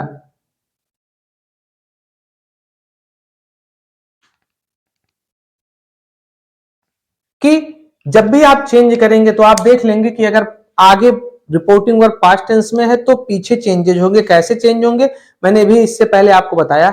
सिंपल प्रेजेंट सिंपल पास्ट बनता है, प्रेजेंट कंटिन्यूअस जो है पास्ट कंटिन्यूअस बनता है, प्रेजेंट परफेक्ट पास्ट परफेक्ट बनता है, present perfect continuous past perfect continuous बनता है, present indefinite past indefinite past perfect बनता है, और past continuous past perfect continuous बनता है। पास्ट परफेक्ट के और पास्ट परफेक्ट कंटिन्यूअस के आने पर उनमें कोई भी चेंजेस नहीं होते हैं। इन सब पे चर्चा हो चुकी है। चलिए कुछ और एग्जांपल देखते हैं और क्लास को आगे बढ़ाते हैं। 3 एग्जांपल मैंने लिया है, चलिए इनको बनाने का प्रयास करते हैं। सबसे पहले, teacher said to me, teacher आपको पता है सेड टू टोल्ड में बदलता है, teacher told me, comma inverted comma हटाकर दैट मीरा। आपको पता है बेटा कि वर्ब की सेकंड फॉर्म अर्थात पास्ट इंडेफिनिट पास्ट परफेक्ट बनता है हैड के साथ वर्ब की third form, Meera had gone, और बैक होम वैसे उतर जाएगा। दूसरा देखिए, माई मदर वैसे उतर जाएगा, सेड टू टोल्ड में जाएगा, मीरा दैट राम। आपको मैंने बताया वाज या वर्ब के साथ वर्ब की आईएनजी फॉर्म अर्थात पास्ट कंटिन्यूअस बदलता है पास्ट परफेक्ट कंटिन्यूअस में, तो Ram had been playing. Boys said वैसे उतरेगा, कॉमा इनवर्टेड कॉमा हटाकर दैट लगेगा, और रमेश कैन मैंने आपको बताया था कुड में बदलता है, तो रमेश कुड, और प्ले हॉकी वैसे के वैसे उतर जाएगा। तो इस तरीके से बहुत सारे एग्जाम्पल हैं, आपको किताबों में भी बहुत सारे एग्जाम्पल मिले होंगे, आपने इन्हें पढ़ा होगा। ठीक, तो अपने मन से भी आप ढेर सारे एग्जाम्पल बना सकते हो, या मैं प्रैक्टिस क्लास एक और अपलोड करूंगा डायरेक्ट इनडायरेक्ट की, उसमें महत्वपूर्ण 40-50 क्वेश्चन रहेंगे। मेरा प्रयास रहेगा कि जो बोर्ड पेपर में जितने क्वेश्चन आए हैं पिछले 7-8 सालों में डायरेक्ट इनडायरेक्ट के, वो सभी मैं सॉल्व करा दूं। तो आप उस क्लास को देखकर प्रैक्टिस कर लीजिएगा। ये थ्योरी की क्लास है, वो प्रैक्टिस की क्लास हो जाएगी। तो अब तक हमने जाना कि कैसे हम टेंसेस में चेंजेस करते हैं। जब रिपोर्टिंग वर्ब पास्ट टेंस की हो तो रिपोर्टेड स्पीच के आए हुए वर्ब में कैसे परिवर्तन होता है ये। अब उसके बाद हमने जाना कि कब हम परिवर्तन नहीं करते हैं, जब वर्ब कौन सी रहती है। अब आगे की चीजों को जानने के लिए हमें कुछ और चीजों को जानना जरूरी है। बेटा, रिपोर्टिंग वर्ब के पास्ट में होने पर भी, पास्ट में होने पर भी अगर ठीक, रिपोर्टेड स्पीच में 4 बातें हैं। कौन कौन सी 4 बातें हैं? पहला, यूनिवर्सल ट्रुथ है। दूसरा, हैबिचुअल फैक्ट्स हैं। तीसरा, सेइंग या प्रोवर्ब है। ठीक, universal truth, habitual fact, saying या प्रोवर्ब, और चौथा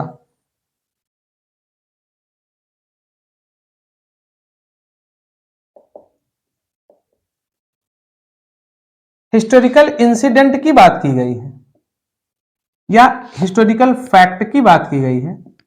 अगर यूनिवर्सल ट्रुथ अर्थात सार्वभौमिक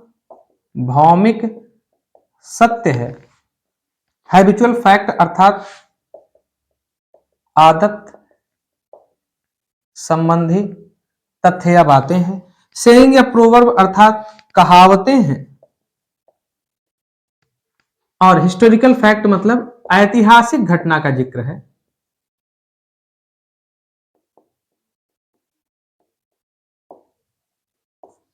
ऐसी 4 चीजों के होने पर, कौन कौन सी 4 चीजें? पहला, यूनिवर्सल ट्रुथ, दूसरा हैबिचुअल फैक्ट, तीसरा सेइंग या प्रोवर्ब, और चौथा historical fact.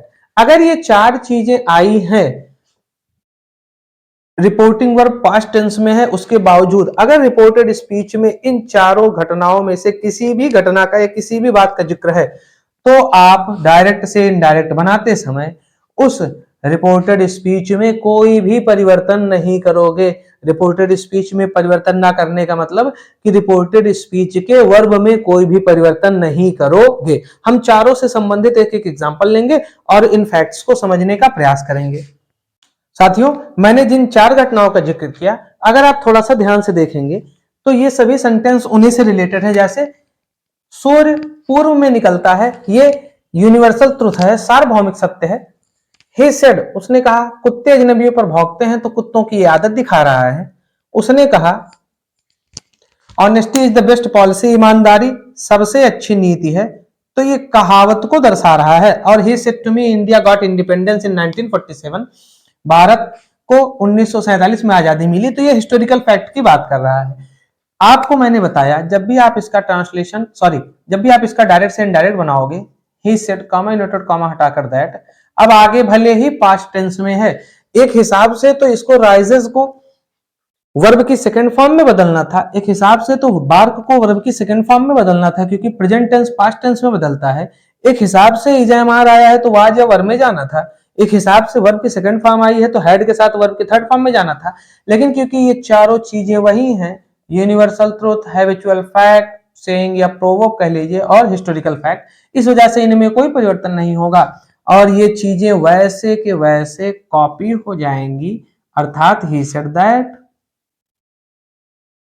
Dogs bark at strangers, same वैसे ही सेड कॉमा इन्वर्टेड कॉमा हटाकर that honesty is the best policy, same वैसे ही, यहां पर देखिए सेड टू आया है तो इधर तो परिवर्तन होगा ही told me that India got independence in 1947। तो आप इसमें पिछले नियमों या कानूनों या शर्तों के अनुसार परिवर्तन नहीं करेंगे। क्यों नहीं करेंगे? क्योंकि ये चारों चीजें वो हैं जो मना की गई हैं कि इनके आने पर आप परिवर्तन नहीं करोगे। तो आई होप आपको ये समझ में आ गया होगा। तो हमने असर्टिव सेंटेंस में आने वाले टेंस कब बदले जाएंगे या कैसे बदले जाएंगे, इन पे चर्चा किया। अब हम प्रोनाउन में परिवर्तन देखेंगे। ठीक, जो हमारा अगला टॉपिक है बेटा, वो क्या है? प्रोनाउन में परिवर्तन। शायद उससे पहले एक रूल छूट रहा है, तो चलिए उस पर चर्चा कर लेते हैं, तब प्रोनाउन में परिवर्तन देखते हैं। वो रूल क्या है? यदि कोई सेंटेंस बेटा ऐसे आया है जिसकी शुरुआत व्हेन या इफ से हुई है, ठीक, ध्यान से समझिए, यदि कोई सेंटेंस ऐसा आया है जिसकी शुरुआत व्हेन या इफ से हुई है और वो एडवर्ब क्लॉज है और वो भूतकाल में दिया हुआ है, तो ऐसे टेंस को या ऐसे सेंटेंस को जब आप बदलोगे तो इनमें कोई भी परिवर्तन नहीं होता है। कैसे? एक एग्जांपल द्वारा समझिए। जैसे he said to me, comma inverted comma, when it was raining, comma, a girl was going home. एक दूसरा देखिए, इफ से देखिए, he said to me, comma inverted comma, if he had या if he wants to go, comma, he can go.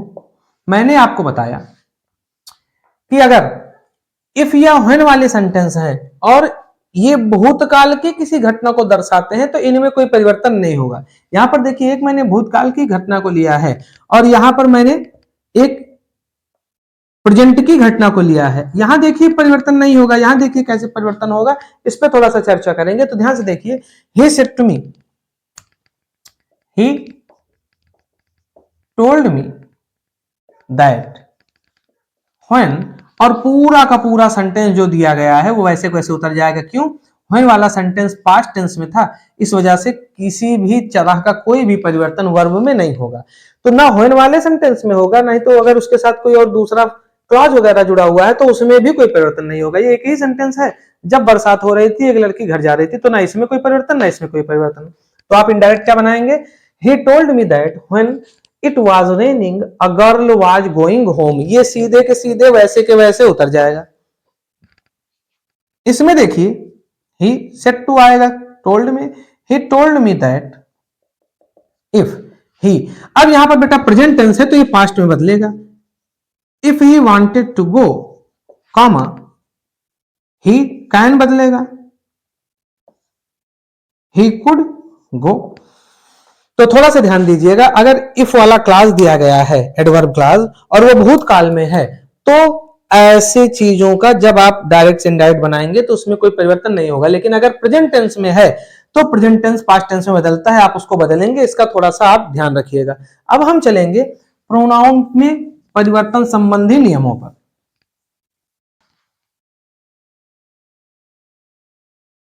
Pronoun में परिवर्तन, ठीक, कैसे? फर्स्ट पर्सन जो होता है बेटा, फर्स्ट पर्सन, जिसमें कौन कौन सा आता है? आई और वी। ये बेटा रिपोर्टिंग वर्ब के सब्जेक्ट के अनुसार, इनमें परिवर्तन रिपोर्टिंग वर्ब के सब्जेक्ट के अनुसार होता है। सेकंड पर्सन जो है, कौन सा है? यू। ये रिपोर्टिंग वर्ब के ऑब्जेक्ट के अनुसार। थर्ड पर्सन कौन कौन से हैं? he, she, it और they। इनमें नो चेंज। ये अगर आएंगे तो वैसे के वैसे ही उतार लिए जाएंगे। तो प्रोनाउन में परिवर्तन डायरेक्ट से इनडायरेक्ट बनाते समय कुछ ऐसे होता है। फर्स्ट पर्सन अगर आता है जो कि आई और वी है तो उसको रिपोर्टिंग वर्ब के सब्जेक्ट के अनुसार बदलते हैं। Second person you reporting verb के ऑब्जेक्ट के अनुसार बदलता है। और ही, शी, इट और दे में कोई परिवर्तन नहीं होता। फिर से देखिए, फर्स्ट पर्सन सब्जेक्ट के अनुसार रिपोर्टिंग वर्ब के, सेकंड पर्सन रिपोर्टिंग वर्ब के ऑब्जेक्ट के अनुसार, और थर्ड पर्सन अर्थात ही, शी, इट, दे में नो चेंज। कैसे? एग्जांपल के द्वारा इन्हें समझने का प्रयास करते हैं। आप इसे नोट करिए, मैं रफ कर रहा हूं और हम एग्जाम्पल के द्वारा देखेंगे कि कैसे परिवर्तन इनमें होता है। जरा ध्यान से देखिए, राम सेड टू मी, बनाना प्रयास। राम सेड टू बदलेगा टोल्ड में, Ram told me that. I बेटा फर्स्ट पर्सन है, फर्स्ट पर्सन राम के अनुसार। अब राम के अनुसार का मतलब कि राम का हम नंबर देखेंगे कि राम सिंगुलर है प्लूरल है। राम का जेंडर देखेंगे, उसके अकॉर्डिंग जो भी प्रोनाउन पर्सनल प्रोनाउन अलॉट किया गया है इसको, उसको लेकर हम सेंटेंस को बनाएंगे। कैसे? कुछ ऐसे समझिए, जैसे राम का मैंने देखा जेंडर क्या है? मैस्कुलिन जेंडर है, मैंने देख लिया। मैंने देखा नंबर राम सिंगुलर है, सिंगुलर में मैस्कुलिन जेंडर के लिए जो प्रोनाउन होता है वो ही होता है, फेमिनिन जेंडर के लिए शी होता है। ठीक, प्लूरल हो चाहे मैस्कुलिन हो चाहे फेमिनिन हो, दे होता है। ऐसा आपको मैंने प्रोनाउन की क्लास में बताया है। जो बच्चे प्रोनाउन नहीं जानते हैं, प्रोनाउन की क्लास को एक बार देख लेंगे। राम टोल्ड मी दैट, आई राम के अनुसार ही हो जाएगा। कैन बदलेगा बेटा कुड में, he could solve the questions, वैसे उतर जाएगा। दूसरा देखिए, boys said comma inverted comma that. We है बेटा फर्स्ट पर्सन सब्जेक्ट के अनुसार, सब्जेक्ट प्लूरल है, प्लूरल चाहे लड़का हो चाहे लड़की हो, हमेशा आप दे का प्रयोग करोगे तो दैट दे, और आपको पता है डिड नॉट बदलता है हैड नॉट में, तो दे हैड नॉट, और आपको पता है हैड होगा तो वर्ब की थर्ड फॉर्म लगेगी, we did not break the chair का हो जाएगा boys said that they had not broken the chair, वैसे उतर जाएगा। गर्ल्स सेड टू का टोल्ड मी दैट। अब देखिए बेटा, सेकेंड पर्सन यू ऑब्जेक्ट के अनुसार बदलता है, ऑब्जेक्ट मी है, जगह ये सब्जेक्ट की है, इस वजह से मी का सब्जेक्टिव केस आई लगेगा। That I is am are के साथ वाज एवर, आई के साथ वाज लगता है, आई वाज गोइंग बैक। तो इस तरीके से फर्स्ट पर्सन आई और वी आने पर उसे हम सब्जेक्ट के अनुसार बदलते हैं रिपोर्टिंग वर्ब के, और सेकंड पर्सन आने पर ऑब्जेक्ट के अनुसार बदलते हैं। अब ये जगह सब्जेक्ट की थी तो मी का सब्जेक्टिव केस आई लगा, अगर ये ऐसे होता यू आर गोइंग बैक, जरा सा मैं इसको और बढ़ा दूं, you are going back to your home, अगर ये सेंटेंस वैसा ना होकर ऐसे होता, ठीक। एक और एग्जांपल समझिए, मैंने इसमें ऐड कर दिया, तो अब आप ध्यान दीजिए, यू मी के अनुसार बदलेगा, यू सब्जेक्ट की जगह पर है तो आई लग गया, मी का सब्जेक्टिव केस आई होता है, I was going back, is am are was में बदलता है, मैंने आपको बताया टू। अब देखिए यू का पॉसेसिव केस है योर, और यू बदल रहा है मी के अनुसार, तो मी का सब्जेक्टिव केस आई लगा था क्योंकि यहां पर सब्जेक्ट की जगह पर यू था, यहां पर योर पॉसेशन दिखा रहा है तो आई का पॉसेसिव केस आई मी माई लगेगा क्योंकि बाद में नाउन है, तो I was going back to my home. समझ में आया? तो इस चीज का विशेष ध्यान दीजिएगा कि अगर प्रोनाउन सब्जेक्ट की जगह पर आया है तो ऑब्जेक्ट के अनुसार सब्जेक्टिव केस उसका लगा दीजिएगा, अगर ऑब्जेक्ट की जगह पर आया है तो ऑब्जेक्टिव केस लगा दीजिएगा। अब एक एग्जांपल देखिए कि सेकंड पर्सन आ जाए लेकिन ऑब्जेक्ट ही न दिया रहे, तो ऐसी कंडीशन में आप क्या करोगे? एक और एग्जांपल देखिए, मेरे कहने का मतलब क्या है समझिए, कि जैसे Ram said comma inverted comma you can play, ऐसे समझिए, राम ने कहा तुम खेल सकते हो। अब यहां पर सेकंड पर्सन यू तो आ गया लेकिन यहां पर ऑब्जेक्ट है ही नहीं, तो अब यहां पर आप अपनी मर्जी के अनुसार टू हिम या टू हर जोड़ लीजिएगा, ये देखकर ठीक कि यहां पर ऑब्जेक्ट नहीं है और यहां पर सेकंड पर्सन का प्रोनाउन यू आया है। अगर मान लीजिए यहां आई नहीं आया है, आई सेड, तो यहां पर आप टू मी भी जोड़ सकते हो। तो अगर मैंने ऐसा जोड़ा कि राम, इस सेंटेंस को मैंने ऐसा बदल दिया, Ram said to him comma inverted comma you can play, ये आपको अपने मन से जोड़ना है बेटा, ठीक। ऑब्जेक्ट अपने मन से बनाओगे तो कनेक्टिव टू लगाना पड़ेगा। तो अब ये जो बनेगा ये बन जाएगा राम सेड टू, किसमें? टोल्ड में, राम टोल्ड हिम दैट। अब देखिए यू हिम के अनुसार ही हो जाएगा, सब्जेक्ट की जगह है, और कैन बदल जाएगा कुड में, ही कुड प्ले। अगर यहां पर टू हिम की जगह पर मैंने टू हर जोड़ा होता तो यहां पर भी हर होता और यहां ही की जगह पर क्या हो जाता? शी हो जाता। अगर मैंने यहां पर मी जोड़ा होता, राम सेड टू मी, तो यहां पर राम टोल्ड मी हो जाता और दैट के बाद यहां पर क्या हो जाता? I could play. तो आप अपनी मर्जी के अकॉर्डिंग, यू है एक, चाहे आई का मी जोड़ लीजिए ऑब्जेक्टिव केस, चाहे ही का हिम जोड़ लीजिए, चाहे शी का हर जोड़ लीजिए। क्यों यही जोड़ेंगे? क्योंकि राम ने तुमसे कहा तुम खेल सकते हो, तो अगर आप यहां यू जोड़ देंगे तो यहां यू है तो यू के अनुसार फिर यू हो जाएगा, कोई मतलब नहीं होगा। आई इस वजह से कि आई सिंगुलर को भी दर्शाता है, तो राम ने मुझसे कहा आप खुद पे ले लीजिए। अगर आगे यहां पर आई नहीं है तो नहीं, तो आपने मैंने मुझसे कहा, ऐसा हो जाएगा तो गलत हो जाएगा। तो सबसे सेफ है सिंगुलर मानना है, क्योंकि यू सिंगुलर को दर्शाएगा, तुम सब का सेंस नहीं आता है, यू का मतलब तुम होता है, तुमको अकेला माना जाता है, भले ही वर उसके साथ लगे, भले ही आर उसके साथ लगे, उसके साथ प्लूरल जैसा बिहेवियर हो, लेकिन वो होता सिंगुलर ही है। तो मेरे कहने का मतलब है कि यू क्योंकि सिंगुलर को दर्शाता है तो आपको एक ऑब्जेक्ट ऐसा लेना है जो सिंगुलर हो। अब देखिए आई को हम सिंगुलर की तरह मान सकते हैं क्योंकि आई अकेले को दर्शाता है। फर्स्ट पर्सन में दूसरा वी है, उसे आप मान नहीं सकते हो, प्लूरल है। यू प्लूरल है, माना नहीं जा सकता। ही शी को आप मान सकते हो, इट निर्जीव को दर्शाता है, मान नहीं सकते। दे प्लूरल है, तो या तो आप टू मी जोड़िए, या तो टू हिम जोड़िए, या तो टू हर जोड़िए। अब आप थोड़ा सा ध्यान दे दीजिएगा, अगर यहाँ पर आई नहीं है रिपोर्टिंग वर्ब का सब्जेक्ट तो आप प्यार से टू मी जोड़ लीजिए क्योंकि उसने मुझसे कहा। अगर आई है तो आप टू हिम या टू हर पे फोकस करिएगा। अगर मान लीजिए आई नहीं है तो आप टू मी की जगह पर भी टू हिम टू हर जोड़ सकते हो। तो कंडीशन यही है कि आई रहने पर टू मी ना जोड़िएगा भैया, नहीं तो गलत हो जाएगा। ज्यादा प्रेफरेंस टू हिम या टू हर को दीजिएगा, नहीं तो टू मी जोड़िएगा, बस बशर्ते टू मी जोड़ने पर यहां आई नहीं होना चाहिए। तो ये रूल है कि अगर रिपोर्टिंग वर्ब पास्ट का है, रिपोर्टेड स्पीच में सेकंड पर्सन का प्रोनाउन यू आ गया है और रिपोर्टिंग वर्ब के बाद ऑब्जेक्ट नहीं दिया है तो आप अपनी मर्जी से ऑब्जेक्ट बना लेंगे। आई होप आपको ये समझ में आ गया होगा। तो हमने टेंस से संबंधित नियमों पर चर्चा कर लिया, हमने प्रोनाउन बदलने के नियमों पर चर्चा कर लिया।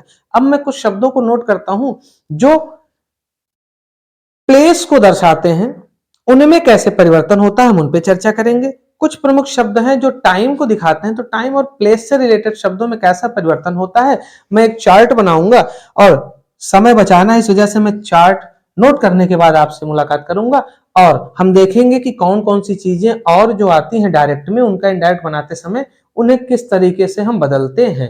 तो एक चार्ट बनाकर मैं आपसे वीडियो में आगे मुलाकात करता हूं। सो स्टूडेंट्स, चलिए क्लास में आगे बढ़ते हुए, जैसा कि मैंने अभी तक आपको बताया कि हम कैसे कैसे परिवर्तन करते हैं, परिवर्तन की श्रृंखला में ही अब हम जो पढ़ने चल रहे हैं आगे वो है rules for the change of words expressing nearness of time और पोजीशन। ऐसे शब्दों में परिवर्तन कैसे करना है जो समय या स्थिति से संबंधी नजदीकी को दर्शाते हैं। तो एक लिस्ट है, इधर डायरेक्ट लिखा हुआ है, इधर इनडायरेक्ट लिखा हुआ है। हम परिवर्तन कैसे करेंगे? अगर डायरेक्ट में हमें दिस मिलता है बेटा तो हम उसके स्थान पर दैट का प्रयोग करेंगे, दीज को बदलेंगे दोज में, हेयर बदला जाएगा देयर में, नाउ को बदला जाएगा देन में, टुडे है तो दैट डे में, टू नाइट है तो दैट नाइट में, लास्ट वीक या लास्ट ईयर है तो द प्रीवियस वीक या द प्रीवियस ईयर हो जाएगा, और टुमारो को बदलोगे आप द नेक्स्ट डे में।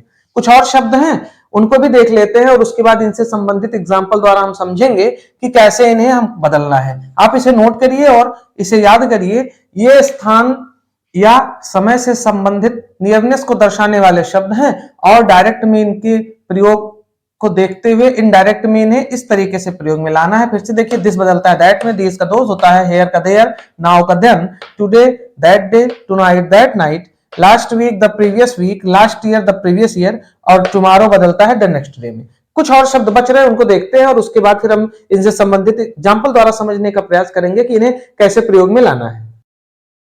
साथियों, कुछ और शब्दों को देखिए, जैसे मैंने अभी आपको बताया टुमारो बदलता है द नेक्स्ट डे में। आगे बढ़िए, नेक्स्ट वीक या नेक्स्ट ईयर आने पर उसको बदला जाता है बेटा द फॉलोइंग वीक या द फॉलोइंग ईयर में।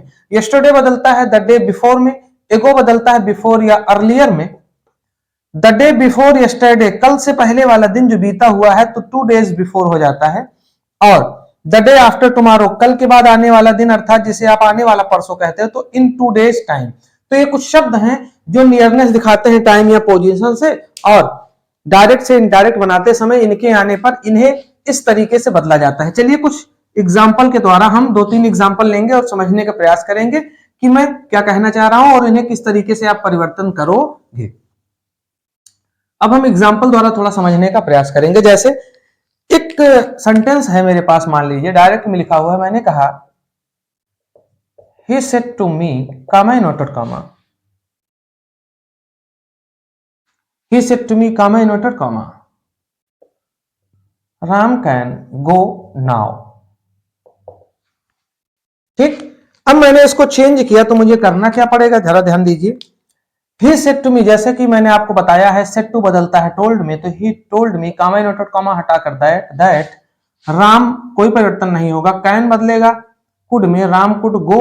अब नाउ बदल जाएगा बेटा किसमें, देन में, क्योंकि अब आप पढ़ चुके हो कि समय या स्थिति से संबंधित शब्दों के आने पर कैसे परिवर्तन होता है। और एग्जांपल देखिए,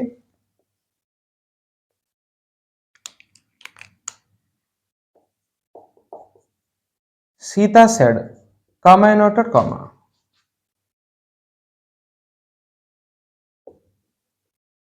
Mohan will do the work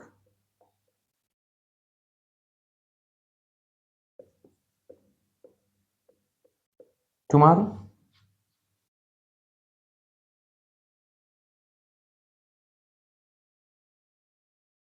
ठीक, Sita said Mohan will do the work tomorrow. आपको पता है सीता सेड वैसे उतर जाएगा, कॉमा इनवर्टेड कॉमा हटेगा, दैट लगेगा।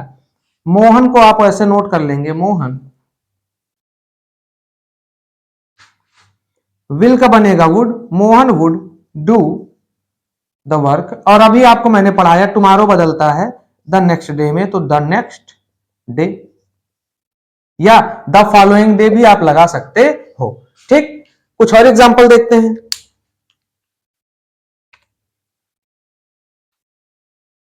चलिए इन्हीं में चेंजेस कर लेता हूं मैं। जैसे he told said to me Ram can take this book. अब देखिए, he told me that Ram could take, और दिस बदल जाएगा किसमें, दैट में, Ram could take that book. इसमें थोड़ा चेंजेस करते हैं। जैसे Sita said Mohan will do the work here. अब आपको पता है हेयर का देयर बनता है। Sita said that Mohan would do the work there. चलिए कुछ और एग्जांपल देखते हैं। He said to me I did not go today. He said to me I did not go today. देखिए कैसे बदलेंगे आप, he told me, comma inverted comma हटाकर दैट, आई बेटा फर्स्ट पर्सन है ही के अनुसार, तो ही डिड नॉट बदलेगा हैड नॉट में, और गो का हो जाएगा gone, he had not gone. और टुडे बदलता है, अभी आपको बताया गया किसमें, दैट डे में। ठीक, तो he told me that he had not gone that day.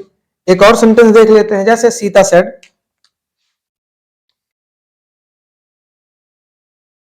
I came here yesterday। Sita said that, I first person है, सीता के अनुसार शी, केम वर्ब की सेकेंड फॉर्म, तो हैड के साथ वर्ब की third form, she had come. Here का बेटा देयर में बदलता है, और यस्टरडे का द प्रीवियस डे, या द डे बिफोर भी कर सकते हो, द प्रीवियस डे या द डे बिफोर। तो आई होप आपको ये चीजें समझ में आ गई होंगी कि टाइम और टेंस से संबंधित, टाइम और पोजीशन से संबंधित या नियरनेस को दर्शाने वाले शब्द कैसे बदले जाते हैं। चलिए क्लास में आगे बढ़ते हैं और कुछ अन्य महत्वपूर्ण चीजों पर चर्चा करते हैं। साथियों, क्लास को आगे बढ़ाते हुए अब हम कुछ विशेष परिवर्तन देखेंगे, सम इंपॉर्टेंट चेंजेस, जो सीधे तौर पर पेपर में जिनसे संबंधित क्वेश्चन आता है, सम इंपॉर्टेंट चेंजेस। ठीक, तो सबसे पहले हम बात करते हैं रूल नंबर 1 की। इसमें होगा क्या, कभी कभी बेटा डायरेक्ट स्पीच में वोकेटिव केस का नाउन आ जाता है। क्या आता है, डायरेक्ट स्पीच में वोकेटिव केस का नाउन आने पर इनडायरेक्ट बनाते समय या इनडायरेक्ट में परिवर्तन करते समय उसे रिपोर्टिंग वर्ब का ऑब्जेक्ट बना देते हैं। ठीक, फिर से समझिए, डायरेक्ट स्पीच में वोकेटिव केस का नाउन अगर आ गया तो इनडायरेक्ट बनाते समय उसे रिपोर्टिंग वर्ब का ऑब्जेक्ट बना देते हैं। अब वोकेटिव केस का नाउन है क्या या कैसे आता है, इस पे थोड़ा सा समझिए। जैसे मैं एग्जांपल ले रहा हूं, एग्जांपल द्वारा आप समझिए। जैसे I said, comma inverted comma, you will solve these questions comma Ramesh. होगा क्या बेटा, ऐसे सेंटेंस में यहां पर पहली बात तो रिपोर्टिंग वर्ब के बाद ऑब्जेक्ट नहीं दिया रहेगा। दूसरा, रिपोर्टेड स्पीच में एक नाम दिया रहेगा, कोई प्रॉपर नाउन, और वो भी कॉमा के साथ रिपोर्टेड स्पीच से जुड़ा रहेगा और अलग भी रहेगा के हिसाब से। जैसे पूरी बात कही जाएगी और लास्ट में कॉमा लगाकर कोई नाम दे दिया जाएगा, या आगे नाम दे दिया जाएगा और कॉमा लगाकर कोई बात कही जाएगी। इसको करते क्या है, ये जो रमेश है ना, नियम के अनुसार इसको यहां लगाकर इसका ऑब्जेक्ट बना लेंगे, तो ये सेंटेंस वास्तव में बन जाता है कि आई सेड टू रमेश। ठीक, कामा इनवर्टेड कॉमा और फिर ये पूरा रमेश यहां से हटके यहां चला आता है। और तब आप जब इसे परिवर्तन करते हो, फिर से समझिए करना क्या है, वोकैटिव केस का नाउन अर्थात कामा लगाकर नाउन अलग करके लिखा रहेगा, तो आप उसको लगाकर वहां से उठाएंगे और लाकर रिपोर्टिंग वर्ब का ऑब्जेक्ट बना देंगे। अब अभी पीछे आपको मैंने पढ़ाया था रिपोर्टिंग वर्ब के ऑब्जेक्ट के साथ जोड़ने पर टू लगता है सामान्यतः, तो ये बनेगा I said to Ramesh comma inverted comma you will solve these questions. ये अब क्वेश्चन इसमें परिवर्तित हो जाएगा और तब हम बनाएंगे I told Ramesh that, you बेटा रमेश के अनुसार ही, विल का वुड, ही वुड, सॉल्व और दीज का दोज और क्वेश्चंस। ठीक, I told Ramesh that he would solve those questions. तो आई होप आपको समझ में आया होगा। एक और एग्जांपल द्वारा आपको समझाने का प्रयास करता हूं। आई होप आपने इसे रफ कर नोट कर लिया होगा, मैं इसे रफ कर रहा हूं। नियम फिर से समझिए, डायरेक्ट स्पीच में वोकैटिव केस का नाउन आने पर इनडायरेक्ट बनाते समय उसे रिपोर्टिंग वर्ब का ऑब्जेक्ट बना देते हैं। एक और एग्जांपल द्वारा समझिए, जैसे father said comma inverted comma Raju comma you can go with your friends। ठीक, मैंने अभी आपको क्या बताया, वोकैटिव केस पहचानना है तो कैसे करेंगे, कोई प्रॉपर नाउन दिया रहेगा और वो कहां रहेगा, रिपोर्टेड स्पीच में रहेगा, और एकदम शुरुआत में या तो रहेगा या तो एकदम बाद में रहेगा, और कॉमा के द्वारा बाकी के हिस्से से अलग रहेगा। तो यहां पर देखिए नाम है राजू, करना क्या है, राजू के यहां लगाकर टू के साथ जोड़ देना है, तो ये बन जाता है father said to Raju comma inverted comma, और आगे से ये सेंटेंस ऐसे हो जाएगा। हमें इसको चेंज करना है, तो मैंने क्या बना दिया, फादर, आपको पता है सेड टू बदलेगा टोल्ड में, father told Raju that, you Raju के अनुसार ही में, कैन का could, he could go with, you का पॉसेसिव केस है योर बेटा, तो यू की जगह पर ही आया है, तो ही का पॉसेसिव केस हिज फ्रेंड्स। तो आई होप आपको ये रूल समझ में आ गया होगा। ठीक, चलिए मैं इसे रफ करता हूं और दूसरे रूल पर चर्चा करते हैं और क्लास को आगे बढ़ाते हैं।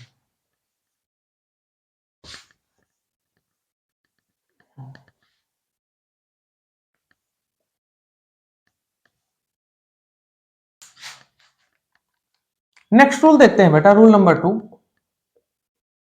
अगर वेल या यूज सी का प्रयोग किया गया है, किसमें, रिपोर्टेड स्पीच में, रिपोर्टेड स्पीच में अगर वेल या यूज सी का प्रयोग किया गया है, तो परिवर्तित करते समय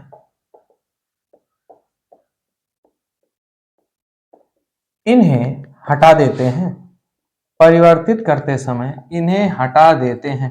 बेटा इनका निरर्थक प्रयोग रहता है, इनका कोई विशेष अर्थ नहीं रहता है वहां पर।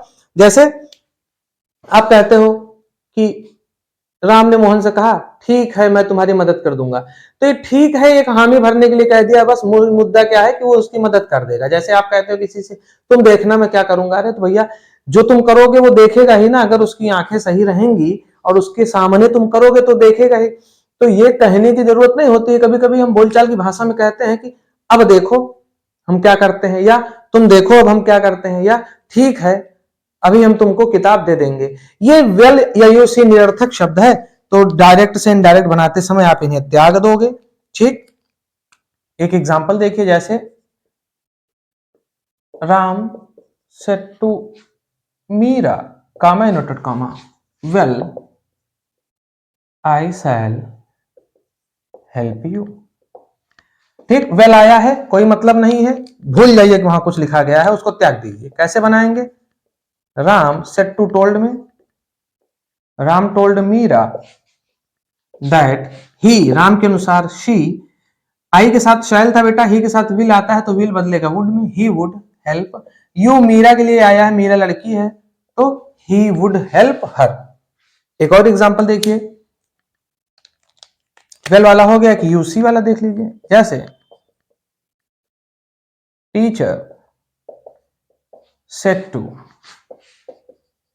Mukesh, comma inverted comma, you see I shall beat you tomorrow.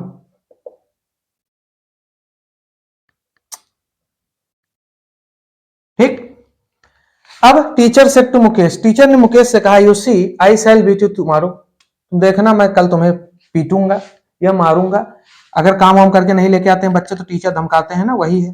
Teacher said to की जगह पर क्या, टोल्ड मुकेश, जल्दी जल्दी लिखने के चक्कर में राइटिंग खराब हो जाती है। टीचर टोल्ड मुकेश दैट, मैंने आपको क्या बताया, वेल रहे या यूसी रहे आप उसे छोड़ देंगे। आई टीचर के अनुसार ही के साथ would, he would beat you, Mukesh के अनुसार ऑब्जेक्ट की जगह पर है तो हिम, और टुमारो को मैंने अभी आपको बताया किसमें बदलता है, द नेक्स्ट डे। ठीक, तो आई होप आपको ये रूल समझ में आ गया होगा कि रिपोर्टेड स्पीच में वेल या यूसी आए तो उन्हें निरर्थक समझा जाता है और परिवर्तित करते समय उन्हें छोड़ दिया जाता है या हटा दिया जाता है। चलिए अगले रूल पर चर्चा करते हुए क्लास को आगे बढ़ाते हैं।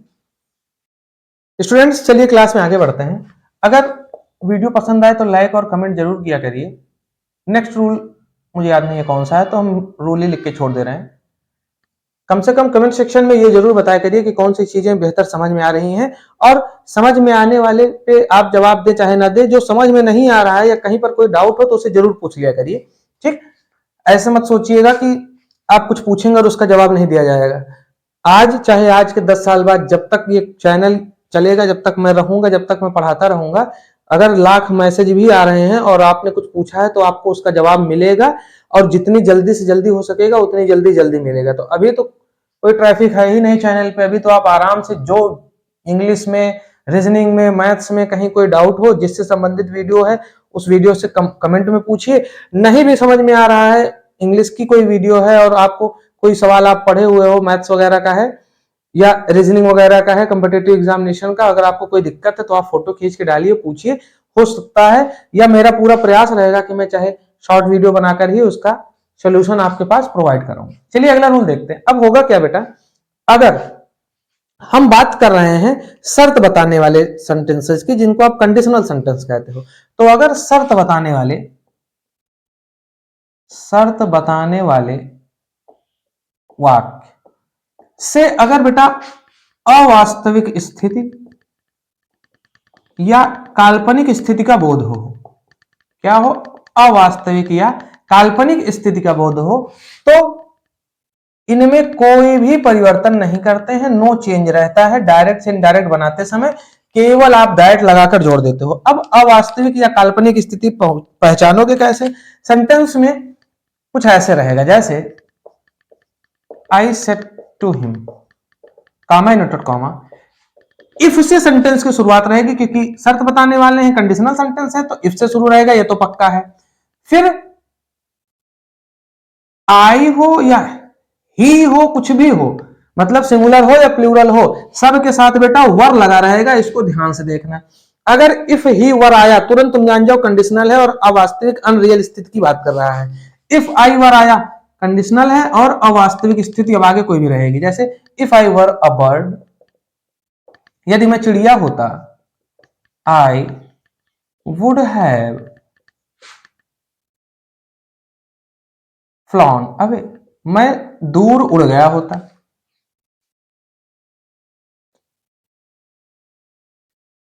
तो सेंटेंस कैसे होगा? I said to him if I were a bird, यदि मैं एक चिड़िया होता, I would have flown away, मैं दूर उड़ गया होता या हो चुका होता। अब देखिए आई सेड टू को आप बदलेंगे किसमें? टोल्ड में। परिवर्तन कहां नहीं होगा? देखिए आई टोल्ड हिम दैट, और उसके बाद बेटा इस पूरे स्ट्रक्चर में कोई भी परिवर्तन नहीं होगा टेंस में, आप वैसे इसको उतार देंगे। इसका विशेष ध्यान रखिएगा कि जब भी अनरियल की बात होगी और कंडीशनल सेंटेंस रहेगा तो वहां पर आप कोई भी परिवर्तन नहीं करोगे, केवल कॉमा इन्वर्टेड कॉमा हटाकर दैट लगा दोगे बस। बाकी टेंस के साथ कोई परिवर्तन या सब्जेक्ट या ऑब्जेक्ट के साथ कोई परिवर्तन नहीं करोगे। एक और एग्जांपल समझिए, फिर से इसको एक बार देख लीजिए। ये बन जाएगा I told him that if I were a bird I would have phloem away, कोई भी यहां चेंज नहीं होगा। एक और एग्जांपल देखिए, Sita said comma inverted comma if my college were near, comma, I would always be in time। Sita ने कहा यदि मेरा कॉलेज नजदीक होता तो मैं हमेशा समय से आती। अब देखिए, फिर मैंने अभी आपको बताया टेंस वाले में कोई परिवर्तन नहीं करना है। अब पिछले वाले में सब्जेक्ट भी आई था, तो इस वजह से यहाँ के प्रोनाउन में कोई चेंज नहीं हुआ।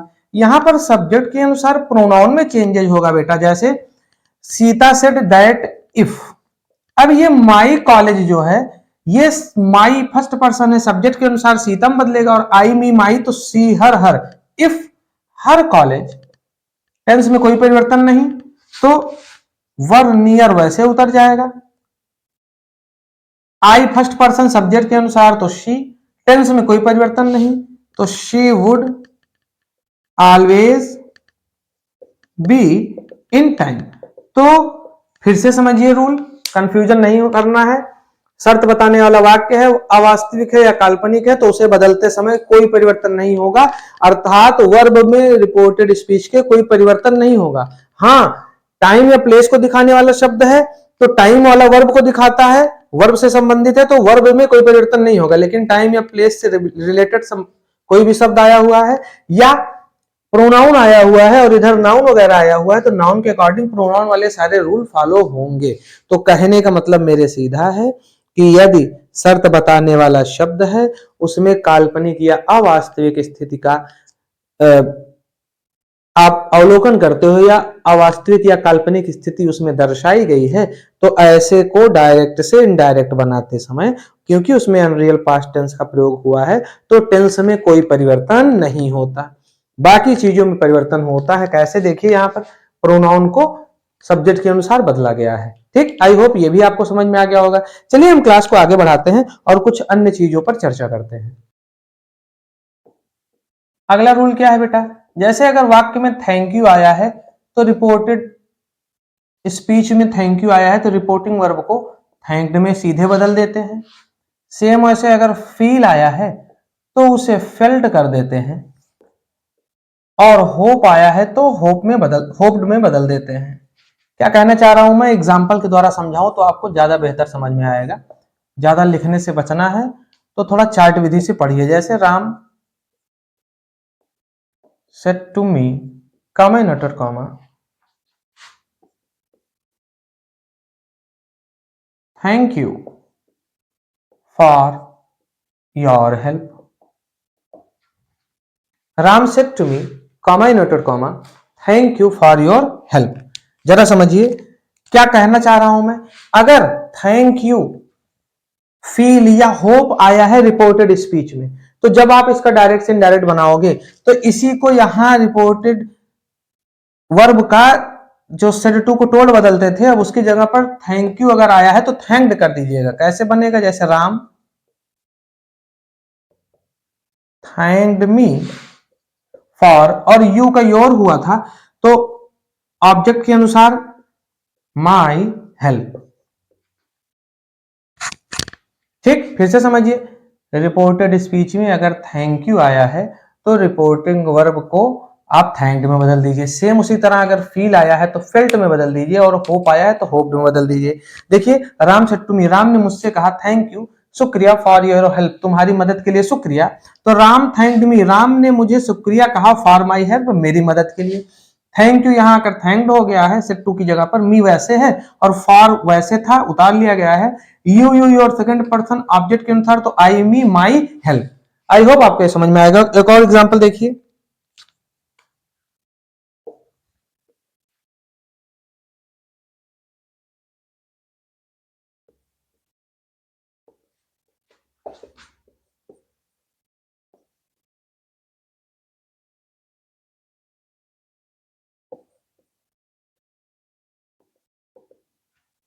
Ramesh said comma inverter comma I feel sorry for this.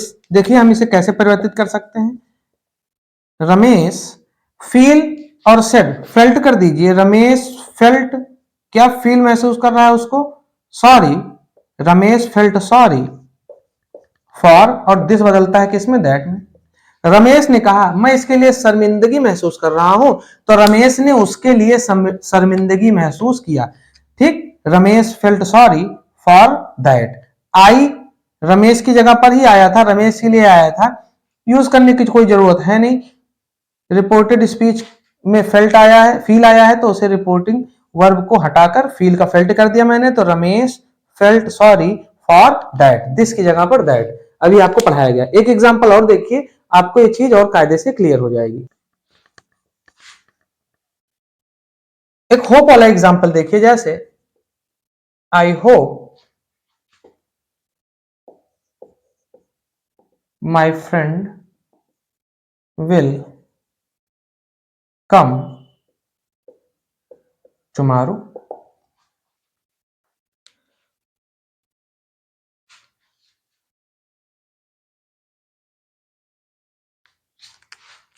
अब कभी कभी बेटा इसमें, रुकिए मैं इसे भी चेंज कर दे रहा हूं, जैसे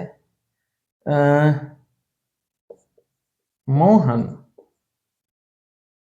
said comma inverted comma I hope my friend will come tomorrow. देखिए कैसे इसे परिवर्तित करेंगे। Mohan said that, I first person है मोहन के अनुसार ही, अच्छा सॉरी दिमाग से उतर गया।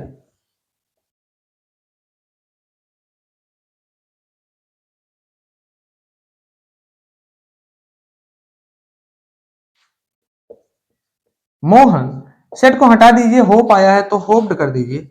Mohan hoped that my friend, I का माई तो ही है, ही का हिज फ्रेंड्स, क्योंकि आपको पता है फर्स्ट पर्सन सब्जेक्ट के अनुसार बदलता है। तो आई hope my friend, Mohan hoped that his friend will का वुड, कम का कम रहेगा, और टुमारो का द नेक्स्ट डे। ठीक, Mohan said comma inverted comma I hope my friend will come tomorrow.